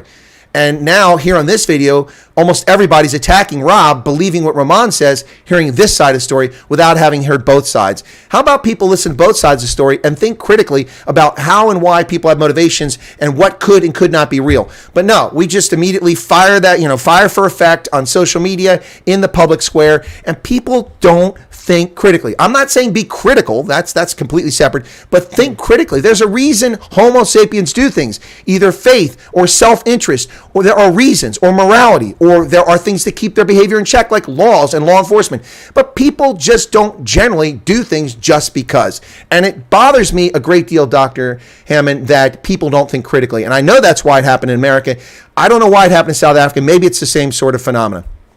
It is. In fact, I was very fortunate to have a real good education in Rhodesia. My first history teacher was also a member of Parliament, Mr. Rhys Davies, first history teacher in high school, and he started off by saying, beware the victor's version. Wartime propaganda morphs into peacetime textbooks. He said, you know the British government's lying about us here in Rhodesia now. Why would you believe what the British government says about anything else in history? Interesting. He said, think outside the box. Do independent research. School textbooks are written by committees, appointed by governments. Find primary source documents. Go outside. Do extra reading. Find eyewitness testimony and so on. Well, I didn't understand the full implication of what he was saying for many years, but it started me to think critically. And education is teaching you how to think critically. Indoctrination is teaching you what to think.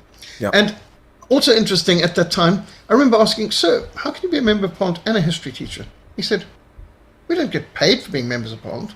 We need a real job too. That's in the 1970s. Our members of Parliament didn't used to get paid.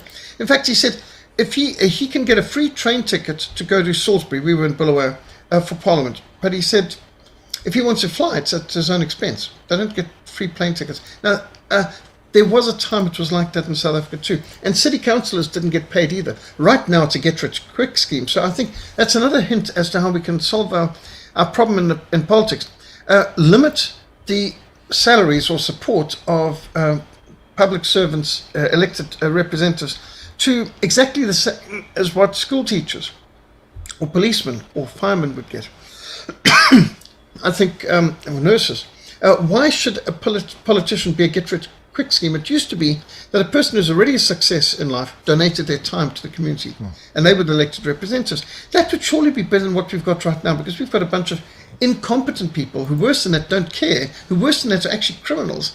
And politics is now a get-rich-quick scheme. When I went to school, and you asked the average kid, what would you like to be when you're bigger? And it was like, this is Rhodesia, farmer, soldier, farmer, game ranger. I mean, that's the sort of things you got. And you didn't get people come out with astronaut, which you might have got in America. But these days you ask kids, they want to be professional sportsmen, actor, politician. TikTok influencers. Exactly. So, it's disturbing. Now, we also got a real education. At school in Rhodesia, it included, on Fridays in particular, cadets, marching, shooting. We had 2 rifles, learned how to shoot. We learned woodwork. We learned metalwork. Now, that wasn't my kind of subjects, but I was required to do at least 1 year of metalwork, woodwork, and commerce. That's just part of it. And bushcraft. Now, this is the highlight of any boy's year. Oh, yeah. We were shipped 1 week a year to a game reserve where game ranger would teach you how to survive in the bush, how to track, anti-track, direction finding, fire, water, food, shelter, all that stuff. I mean, this was great stuff. One of our textbooks was Don't Die in the Bundu. I've still got that book. Wonderful book, written by a Rhodesian. And, from a young age, I remember age 12, putting on my bush hat, water bottle, bush knife, heading out, 12-year-old, and going for an adventure in the bush, walking to Kami Ruins, which was 14 miles out of Bulawayo. And even though it wasn't a game reserve, it was just beyond the city limits, I saw wildebeest, buffalo, giraffe, zebra, range of animals, warthogs and so on. And this was just normal life there. And we were in the middle of a war, but I was probably safer in that war in Rhodesia as a little boy than you'd be as a normal civilian in South Africa anywhere these days due to crime. And that was a real education. I look at the schools today, and I don't know what they're preparing kids for, but I don't think they're preparing them for life. And the average kid that is learning nothing of usefulness, whereas at least from school in Rhodesia, I learned a lot of things that have stood me steady and saved my life throughout my life. I remember them even sending policemen, and the police would guide us on rules of the road, and how to operate a bicycle, cross roads safely, and how to not get in trouble with the law. And first aid, what to do if a person drops down, and CPR, and these are good skills. What on earth is going on in our schools? It looks to me like the average schooling in South Africa is to prepare you to be a poet or a political science major in university. Whereas my wife said in Austria, they were streaming you from grade 4, whether you were going to go into plumbing, carpentry, that's a system I don't like, though. But yeah, that's true. They do that. Yeah. Same in Germany. But the thing is, you leave school and you've got skills. Yeah, that's true. That's true. And but today, who has the thing is, Dr. Hammond, the thing is that for years, and I'm talking 30 years now, I've told people, I realized this at a young age that in our education system, at least when I came through it, having a high school diploma means you're literate. You can read and write. Hopefully you can make some critical decision making, but it depends on where you went to school. I was able to make some critical decision making, but it took a little bit of life experience to understand that fully, and a bit more of education and some of that self-education, but others at university. But that's it. And I told people, I said, a bachelor's degree really doesn't mean anything other than that you can follow directions, you are literate, you can accomplish things on a timeline, and you have the patience to follow the rules. That's really what it is. Because there's no specialization when you have a business bachelor's degree or a political science bachelor's degree. You're just learning some classes. The first specialization in education comes with a master's degree. And then you focus in an area and you do research and you have to prove things. You have to make an argument. You have to think critically. And then when you go on to a dissertation, a PhD, it takes it a bit further. But basically what I told people, a lot of people, having a 4-year degree shouldn't impress anybody. It should just be the entryway into professional employment. That's all it really is. And once you get beyond that, then you have to have life experience and that sort of thing. But it drives me nuts just how we've become a world that focuses on shiny objects and accolades and not accomplishment and things like that. It's really frustrating. Yes, and the thing is, to be honest, what Africa needs more is more farmers and engineers. We don't need more poets and politicians. And yet it seems that most of our education is aimed at, you're going to need to go to university and get some gender studies degree, which is not going to help anybody. Whereas what we really need are people who can do things, fix things, build things. Engineers, scientists, biologists, botanists. Yes, that's right. And above all, we need farmers. We need agriculturalists. But there's a war on farmers, as you know. And just to remind people of how bad it is, we've got World Economic Forum globalist Mark Rutte, Prime Minister of Netherlands, wanting to euthanize half the cattle and buy up half the farms in the Netherlands. Now, the Netherlands, may surprise people, is the second largest exporter of agricultural goods on the planet. That's correct. $100 million a year. Sorry, $100 billion a year. It brings into the Netherlands. So it's a big business. And here's Mark Rutte waging war on farmers and farms and food. For what purpose?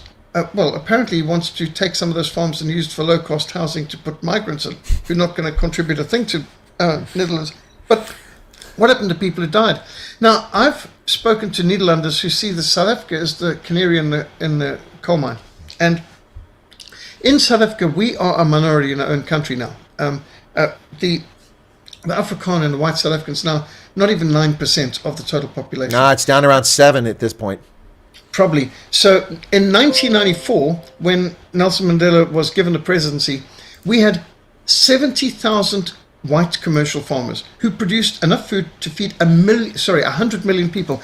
So our population was less than 28 million back in 1994, but we had 70,000 commercial farmers who could feed 100 million people, which was 4 times more than South Africa's population. So of course we exported most of our food. Today, thanks to the war against farmers and food, we have less than 27,000 commercial farmers left in the country who are feeding 40 million people, which is impressive, but our population is more than doubled. We've got over 60 million people in the country. So we're only producing enough food for 40 million, but we've got 60 million. So now we've got to import food. But what happened to all those hundreds of millions of people being fed by the old farmers who have now been either murdered or chased off the land or had their farms expropriated one way or the other? And this is what's going on globally. I don't know what the statistic is now, but a few years ago I saw that there was not even a dozen countries in the world exporting food. Here in the United States, we've got the likes of Bill Gates and Ted Turner and others buying up massive plots of farmland to let it lay fallow. I believe you've got hundreds of millions of acres of farmland in America that's prime farmland that's not allowed to be farmed for whatever reason. And this is what's going on. That's why I say there is a war against food. There's a war against farmers. And of course, no food, no farmers, people will die of starvation. That's where it's going. And right now, the war with Russia and Ukraine means that the largest supplies of grain and of fertilizer in many cases, which came from Ukraine and Russia, aren't being supplied to 34 countries in Africa. Their largest supplier was Russia or Ukraine. And so the war in Ukraine is leading downline to much less production of food and much less food available in Africa. We've got starvation coming down the road in 2023. Well, we already have starvation in Somalia, eastern part of Kenya, and the southeastern portion of Ethiopia. Not to mention the human-induced starvation taking place in Tigray in Ethiopia. But it's not just that though. It's government stupidity in the Sudan. There's a shortage of wheat, and they blame it on Russia and Ukraine's exports. But Sudan doesn't import. They import some from there, but there are wheat producers in Sudan, and they're only allowed to sell to the government. The government refused to buy their supplies this year. I don't know if they didn't have money or because of political military juntas ruling the country, but the grain is sitting there being eaten by rats and getting damaged because these farmers had a big crop and they don't have warehouses for it or silos. So it's out on pallets or on the ground in bags, and it's just going to waste. It's rotting and it's being eaten by rats, and this is stupidity. Let a free market. It's like Zimbabwe. What people don't know about Zimbabwe is that, going back to before 2000, the reason why there were a number of commercial farmers, of about 4,300 white commercial farmers, about 400 black commercial farmers in Zimbabwe around 2000, the reason they started backing the movement for democratic change wasn't so much that they like Morgan Tsvangirai, although some of them did like him. It was because they were tired of the government stealing from them. The government marketing board was the only place you could sell maize, and you had to sell it at the price that the government set. The government, if a bushel of corn, maize, was $10, would set it at $8. The officials would take that, give that to the farmers who had to borrow money for fertilizer, pay for salaries, to repair their fences, to buy seed, and to buy fuel. They would borrow money from the banks, go in debt because the government was stealing their profit, and then those officials would sell it in the marketplace at $10 a bushel and pocket the money. And they had enough of it. They had enough of 15, 20 years of that nonsense, so they started backing the opposition. If you look at every single commercial farmer attacked in 2000, David Stevenson, Martin Olds, every one of them were either open or clandestine financial and political supporters of the movement for democratic change. It was nothing to do with farming and veterans and land. It had everything to do with getting even for people. The white people had the audacity to let the magnanimous Robert Gabriel Mugabe, who let them stay there, betray him. That's what it's all about, and that's the true story of what happened in Zimbabwe, and that plays a role in what's happening in South Africa today. Yeah. And one of the dimensions which I know you're aware of, but I wonder if all of the listeners are, by the way, that wasn't for you. I'm sure you know that story. That was for the audience. No, but that's always good to be reminded of. China just about owns the present ANC government.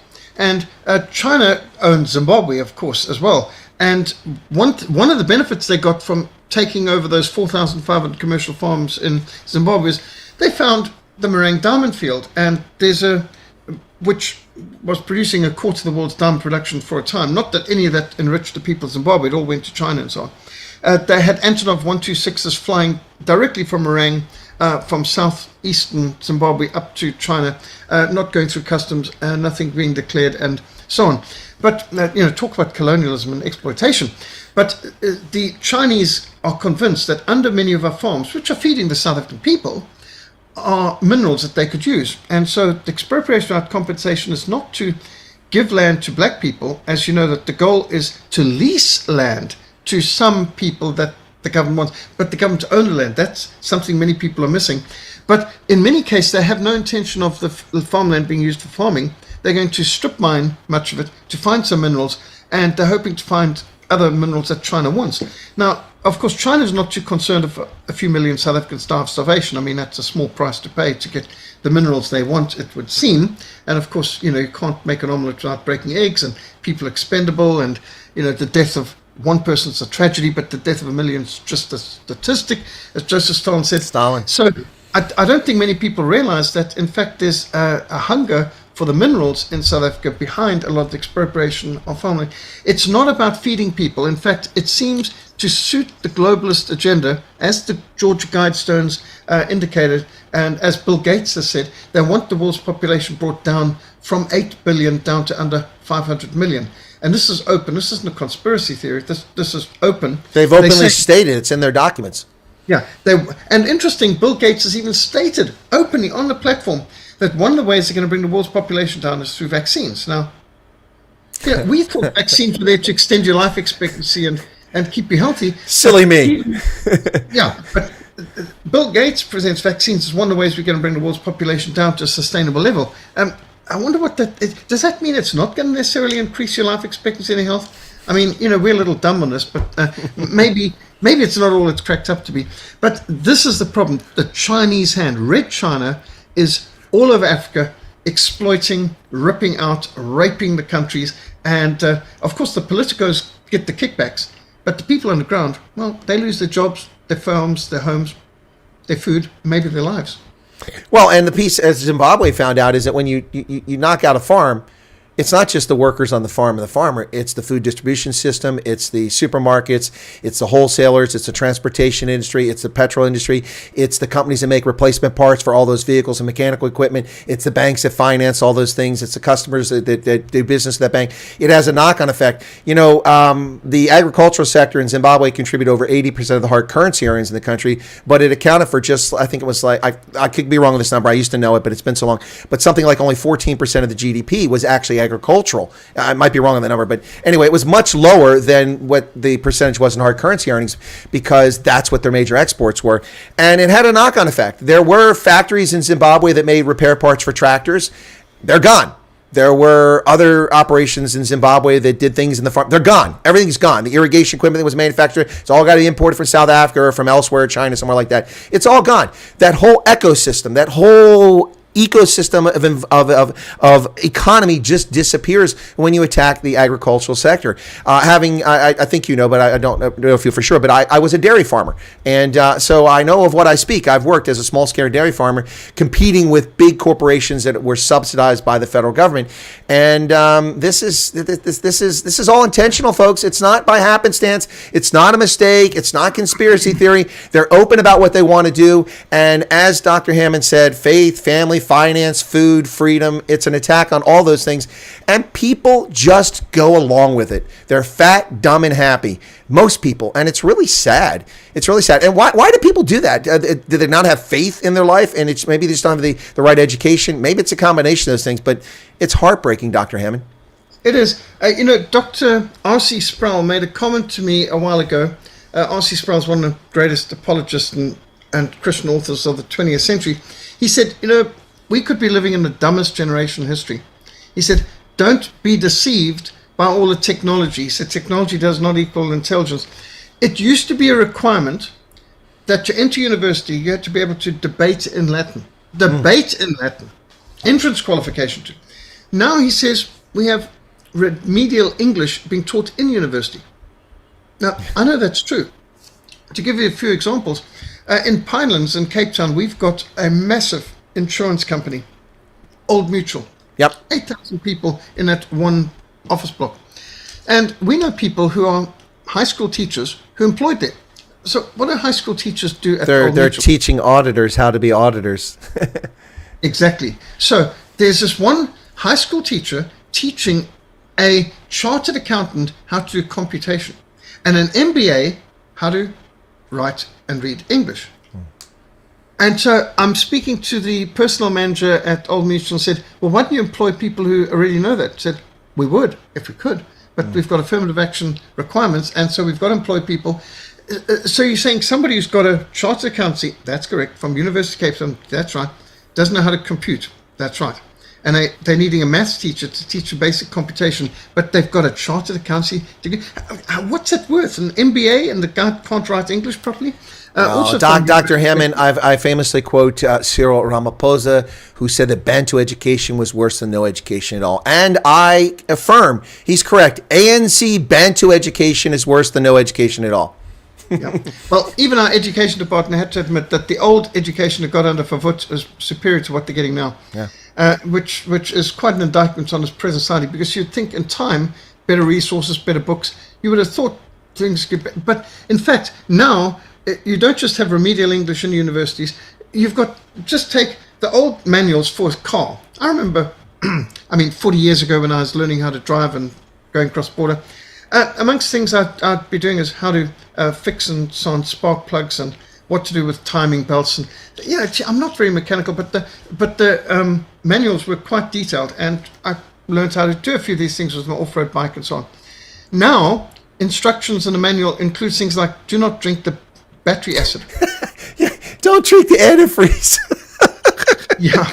No, you're right. It's just common. It's like, one of the comedians in America used to laugh all the time. He says, because when you get like a stereo, it comes with those little desiccation sachets, so that it keeps the moisture out. And you have to write on there, do not eat. What? It's like you get a stereo. Look, I got a stereo and I got chiclets. I got chewing gum with my stereo. Let me chew on that. I mean, it's just insulting to the intelligence of people. But you know what? Here's the funny thing he added to that is, the reason they did that is because somebody actually chewed on those things.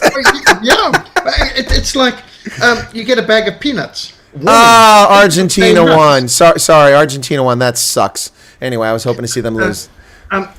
Bag of peanuts. Warning, may contain nuts. You get sleeping tablets. Warning, may cause drowsiness. What was your first clue? The word nuts and peanut? So, those plastic bags may present a choking hazard. Yeah, if you're stupid enough to put on your head and close it. Well, another one of my favorites is chainsaw. Warning, do not attempt to stop with hands. Now, well, that works once. We may be living in the dumbest generation in history. And this is the point. I believe our education system is deliberately dumbing down the population. Because if they weren't dumbed down, why would they vote ANC or Democrats? Yeah. Yeah. No, I'm sorry to laugh because it's really sad, but you're absolutely spot on. It's correct. It's really a sad situation. Listen, there was a chat, just to let people know that I am paying attention to the chat here, but we're having a Lecca conversation here, so I haven't brought a lot of it in. But Herr Janssen van Rensburg, some time ago, when we were talking about military, said that he was an Afrikaans speaker from Durban's 1 SAI, South African Infantry in Bloemfontein, and he was seconded to the official Afrikaans English translator, because you were talking earlier. So I saved that earlier just to bring it out, just to let you folks know that we are paying attention to the chat. At least I'm keeping up with it, but it hasn't always been apropos to bring in the conversation. But I suppose when we're talking about how stupid the world is today, maybe it's a good time to mention we had to have someone translate from Afrikaans English back in the old SADF. But Dr. Hammond, it is... it's crazy. I mean, I didn't go to private schools. I didn't go to Eton. I'm not elite. I grew up in poverty. I didn't experience any generational wealth that was transferred to me. In fact, I have nothing from both my parents passing, except bills. But all this stuff that's lied about people based on their skin pigmentation, I find it comical. I'm also, like you, I'm highly educated, multiple degrees, but that doesn't mean anything other than that I can follow the rules and I can get something done. It's the education, it's the critical thinking you develop in life that makes a difference, and the decisions you make and the character you present to the world. And I think that's what really matters, and we really need to focus on that, whether it's faith-based or morality derived from faith or somewhere else. We really need to focus on that. Let me say, when I was in Tunisia, my classmate was a Muslim. Most people there were Muslims. There was an Italian and a couple others who were Christians, but most of my classmates, of course, were Muslim. And the guy from Niger, who was a good friend of mine, Ibrahim Mamadou Bagadoma, who eventually became the chief of the gendarmerie, he told me, he said, Chris, you're one of the most moral people I know. And because we'd known each other for the better part of a year, we'd interacted a lot. And I said, well, that's very kind of you, but why do you reach that conclusion? I mean, and we started talking about religion. He said, well, Chris, your morality comes from Christianity. I said, well, listen, Ibrahim, look, I believe in God, and I have faith, and I went to church. I was baptized. I was in the choir when I was a kid, but I don't go to church very often, and I don't think about my faith or God very much. He goes, no, you have to understand that your values were formed because Christianity is such an important part of the Western world and your society, and it influenced your morality. You came to your morality through Christianity. And I thought about that, and you know what? I think he's right. I think the reason I have, I would like to think I have good morals for the most part, is because I was influenced by Christianity and faith, whether I realize it or not. And I suspect you probably believe that might be the case too. It is so important. Now, of course, Christianity has provided the backbone to Western civilization. And it's very disturbing to see the hostility to Christianity and the intolerance for Christianity and the cancel culture and all of the nonsense that you can see, where a lot of basic Christian concepts are now thought crimes, to the 1984 George Orwell thought police who want to deplatform you, have you disappear down a memory hole, and unperson you. But, of course, what's also important is we as Christians don't just have a biblical worldview in our background, that we think in a way of do to others you want to be done unto, and don't lie, don't steal, don't cheat, respect other people's life and property and opinions and persons, and be kind to animals. I mean, these are Christian values that have permeated in our society, and hostility to slavery and things like that, and a concern for people far away, and concern for other species. Save the dolphins and the whales and everything else. This is part of a Christian ethos, and the more our society turns against our Christian values and hostility to Christmas or the nativity scene or saying terms like Merry Christmas, what is happening is they're eroding the pillars and the foundations of our society. So you fear for the future if the West continues to abandon its Christian moorings and its Christian compass and its Christian foundations, and our Christian calendar. I mean, Christmas is important, and you find people have been impacted by Christmas become more generous and thoughtful and all charities say they get a massive amount more giving to all forms of charity over the Christmas season than any other time in the world. So we don't want to lose this, or we shouldn't want to lose this. And it's tragic that we're seeing a hostility to faith and a hostility to Christianity and a secularizing that's so militant that it almost looks Marxist in many cases. So let's not hesitate to say Merry Christmas. And I see Donald Trump brought that back, being able to say Merry Christmas. And the fact that, wise men still see Christ. And some of the greatest architecture, the cathedrals, some of the greatest music, like Handel's Messiah, great Christian themes. We really should celebrate our Christian heritage. And to me, Christmas is a wonderful time. My family loves Christmas. And Handel's Messiah and Ben-Hur and all of these sort of things are a major part of enjoying and giving gifts to strangers and visiting the children's hospital and on Christmas Eve and taking baked cookies to the police who's still on duty on Christmas Day. Going to your neighbors with some baked cookies on Christmas Eve. These are, whatever your family traditions are, I'm sure families many different ways, but the fact is, this is a great time of the year. We've got such a materialistic, selfish, and in many cases, dislocated society. But Christmas is one of the best things about our society. Brings people together. And to think in horrible wars like First World War, it could actually have all the guns go silent across the whole front and people come out of their trenches and embrace the enemies. I mean, wow. If those guys could get on together on Christmas Eve back in 1914, maybe we could manage to get through Christmas dinner with some of our relatives. Well said, Dr. Hammond. Listen, we could go on for hours. We really seem to have a good conversation when we get going. So you've been very generous with your time. Let me bring a few comments in here at the end. There's a few things that I think are apropos, and then I'll give you a chance to, if you want to address, mention Frontline Fellowship if you like, and a Christmas message. And just a reminder for folks, Dr. Hammond will be on my Christmas Day broadcast next week on the 25th. We're just 1 week away from Christmas. He's going to join us once again. And to answer Brett Sessom's question about the Christmas Truce, Dr. Hammond is a subject matter expert about the Christmas Truce. We talked about it earlier in this broadcast, not just the Western Front, but the Eastern Front, and also in North Africa, which was one that I was unfamiliar with. So he'll talk about that on Christmas Day, along with some other things. Carl Brown says that there was a YouTube video in which a U.S. Army soldier or Marine reads the warning labels on a Claymore mine, which includes "Do not eat." All right. Okay. Look, I used to use claymores. They must have added that after I used them. I don't recall that wording, and I don't doubt it, though. It's probably there. So that's pretty funny. Rolf Martin says the Bible should be a moral compass. It is if you pay attention to it. And then there was something else here. I want to make sure I brought in here. Where'd it go? I want to miss this comment here. Oh gosh, bless it. I thought it was from Helen Duplessis. Yeah, I says no, that's not it. She wrote. Oh yeah, Helen said, "Yep. Previously, you could be stupid without the whole world knowing about it." Well, that is the shortcoming of social media.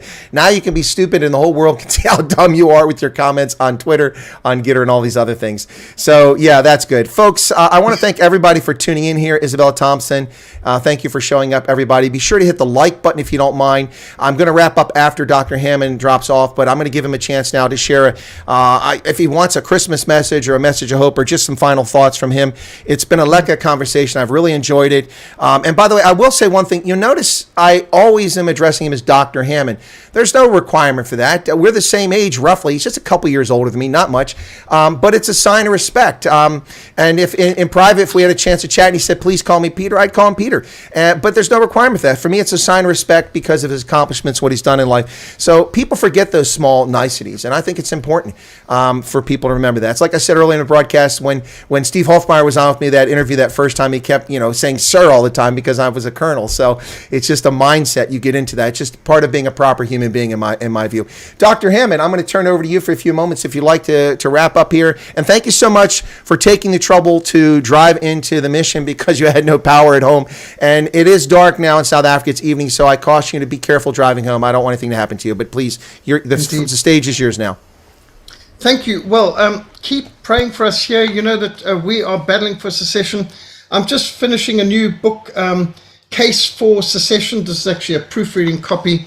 And we've got, you'll notice, 24 flags of countries that are successful examples of secession, including the United States, America, and Switzerland, and Finland, and Norway, and so on. But this is a draft, and on the back we've got especially the Swiss type of look dealing with it. But this book, the Cape Independence Movement, we gathered together about 24 different leaders from all different parties and groups at our mission house earlier this year, and we planned for secession, what's needed for Cape secession, and amongst different things decided was, well, we need a good book for information, because about 5% of people read and need books, and about 15% need videos and pamphlets and so on. But the 80%, now you're down to bumper stickers and billboards and T-shirts and sound bites and memes and so on. But the 5% is important. We mustn't neglect the ones who want books and documentation and reading. So that's a project we work on. We're looking for sponsorship, and we're trying to get tens of thousands of these books printed and distributed around Case for Secession, because there really is a good case. And we either go down with the South African Titanic, or we launch out in an independent, free Cape of Good Hope. And that's something I know many of your listeners feel strongly for that. And we appreciate your support and independence movement there. The other thing is, we're heading into New Year. We always start our New Year with a Great Commission course, a 3-week intensive boots on the ground, climbing up and over mountains, night drills, activities. It's practical training for missions, and a 1-week biblical worldview summit. So we have people come from all over, including from America, and it's a very intensive training program. We've been doing this for over 30 years with biblical worldview summits and 28 years for Great Commission courses. And do pray for that. There's people coming from pretty far and wide. And our mission needs more recruits. We need more volunteers.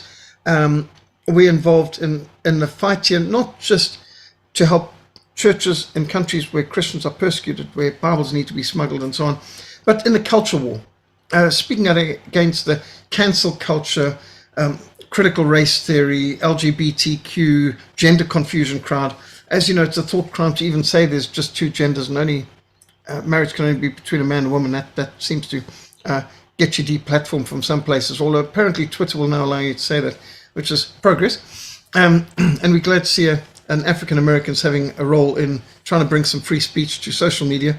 And whatever Elon Musk's backgrounds and actual views, I think he's upsetting the liberals, and he's encouraging the force for freedom. And we certainly are praying that America will be able to expose the fraud and the interference in your elections. We're concerned for people like Kerry Lake and the Arizona elections, and so much more in integrity for the future. So I think at this time of the year, it's so good to stop and remember the incarnation, that man is sinful, depraved, has missed the plot, is breaking God's laws, is turning what God made to be a paradise into, in some cases, a hellhole. And to look forward to the fact that there is an eternal right and wrong, and God, the creator, the eternal judge, he will come again, he'll put things right, we'll have to answer to him. It's appointed unto man once to die and after to face judgment. And so Christmas is important because it reminds us that God is not only the creator and eternal judge, but he's a loving father, and he is a redeemer, and he so loved the world that he gave his only begotten son, that whosoever believes in him shall not perish but have everlasting life. And when you think of the wise men seeking Christ, well, I don't know that we've got that many wise men today, but the wise people do seek Christ. He's an example.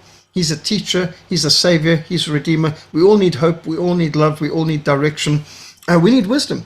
And we will find it in abundance in the Bible and in Christ. And so the message of peace on earth, goodwill towards men, is a great message. And if we could bring a horrible world war to a standstill, how much more do we need that now? And so I do pray, and may we all pray for Ukraine, that at least in some parts, I'm sure we can't expect much from the leaders, but that the soldiers on the ground may be able to find peace, sing Christmas carols, and may there be some sanity brought into this insane war of the globalist banksters, of the New World Order crowd. I mean, what a bunch of creeps, these Jeffrey Epstein, Harvey Weinstein top Illuminati Sabbateans, who are real enemies of everything of faith and freedom.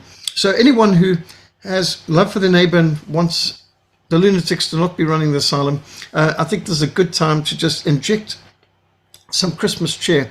And there's some great Christmas films we can remind one of and to watch. I particularly, in my family, we like It's a Wonderful Life, James Stewart, and what a magnificent film that is. Ben-Hur's another perennial favorite. Handel's Messiah is always great.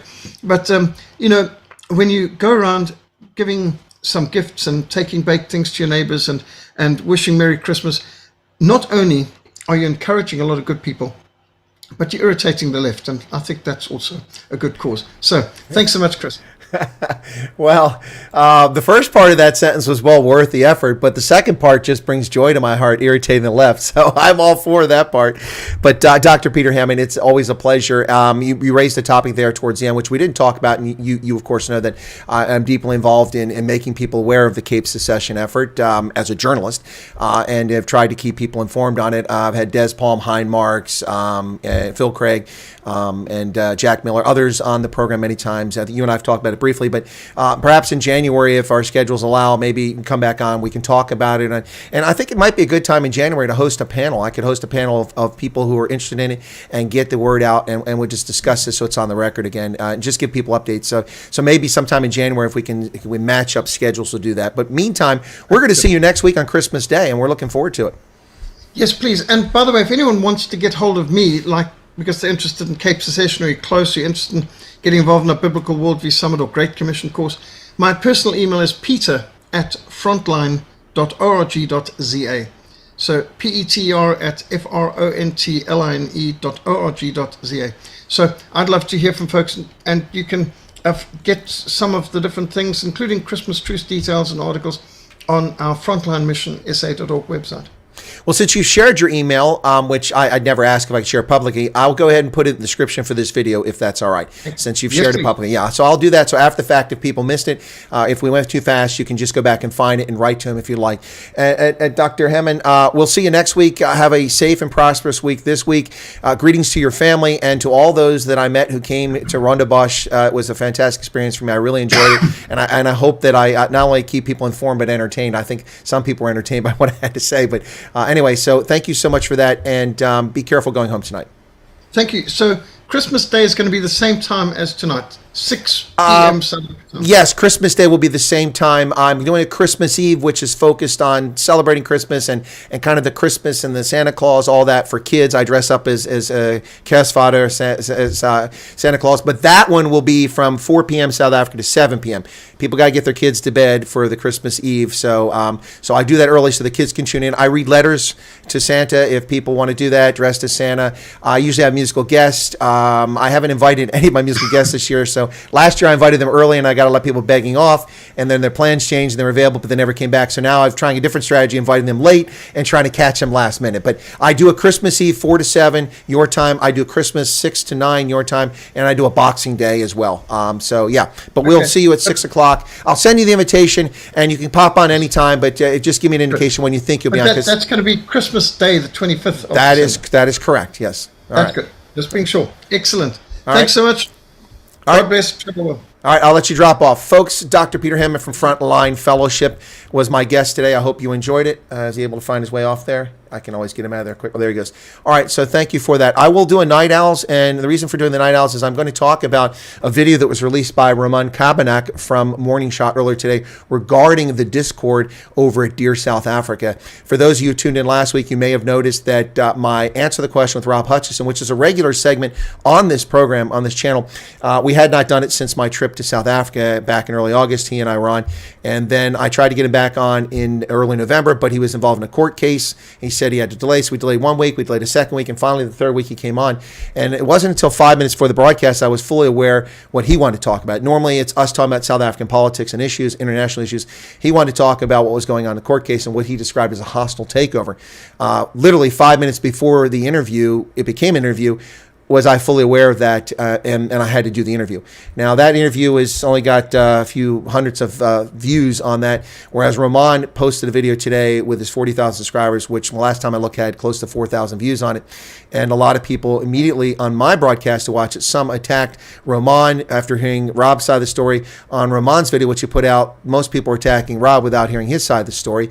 And I would ask people that you listen to both sides of the story from an objective interviewer. And I'd like to think I was objective with Rob Hutchison on Thursday, and I will be objective. So here's the update. Tomorrow, the 19th of December at 8 p.m. South Africa time, Gideon Joubert and Roman Kabanak, who are directors with DRSA, will be on my program to share their side of the story regarding this situation with DRSA.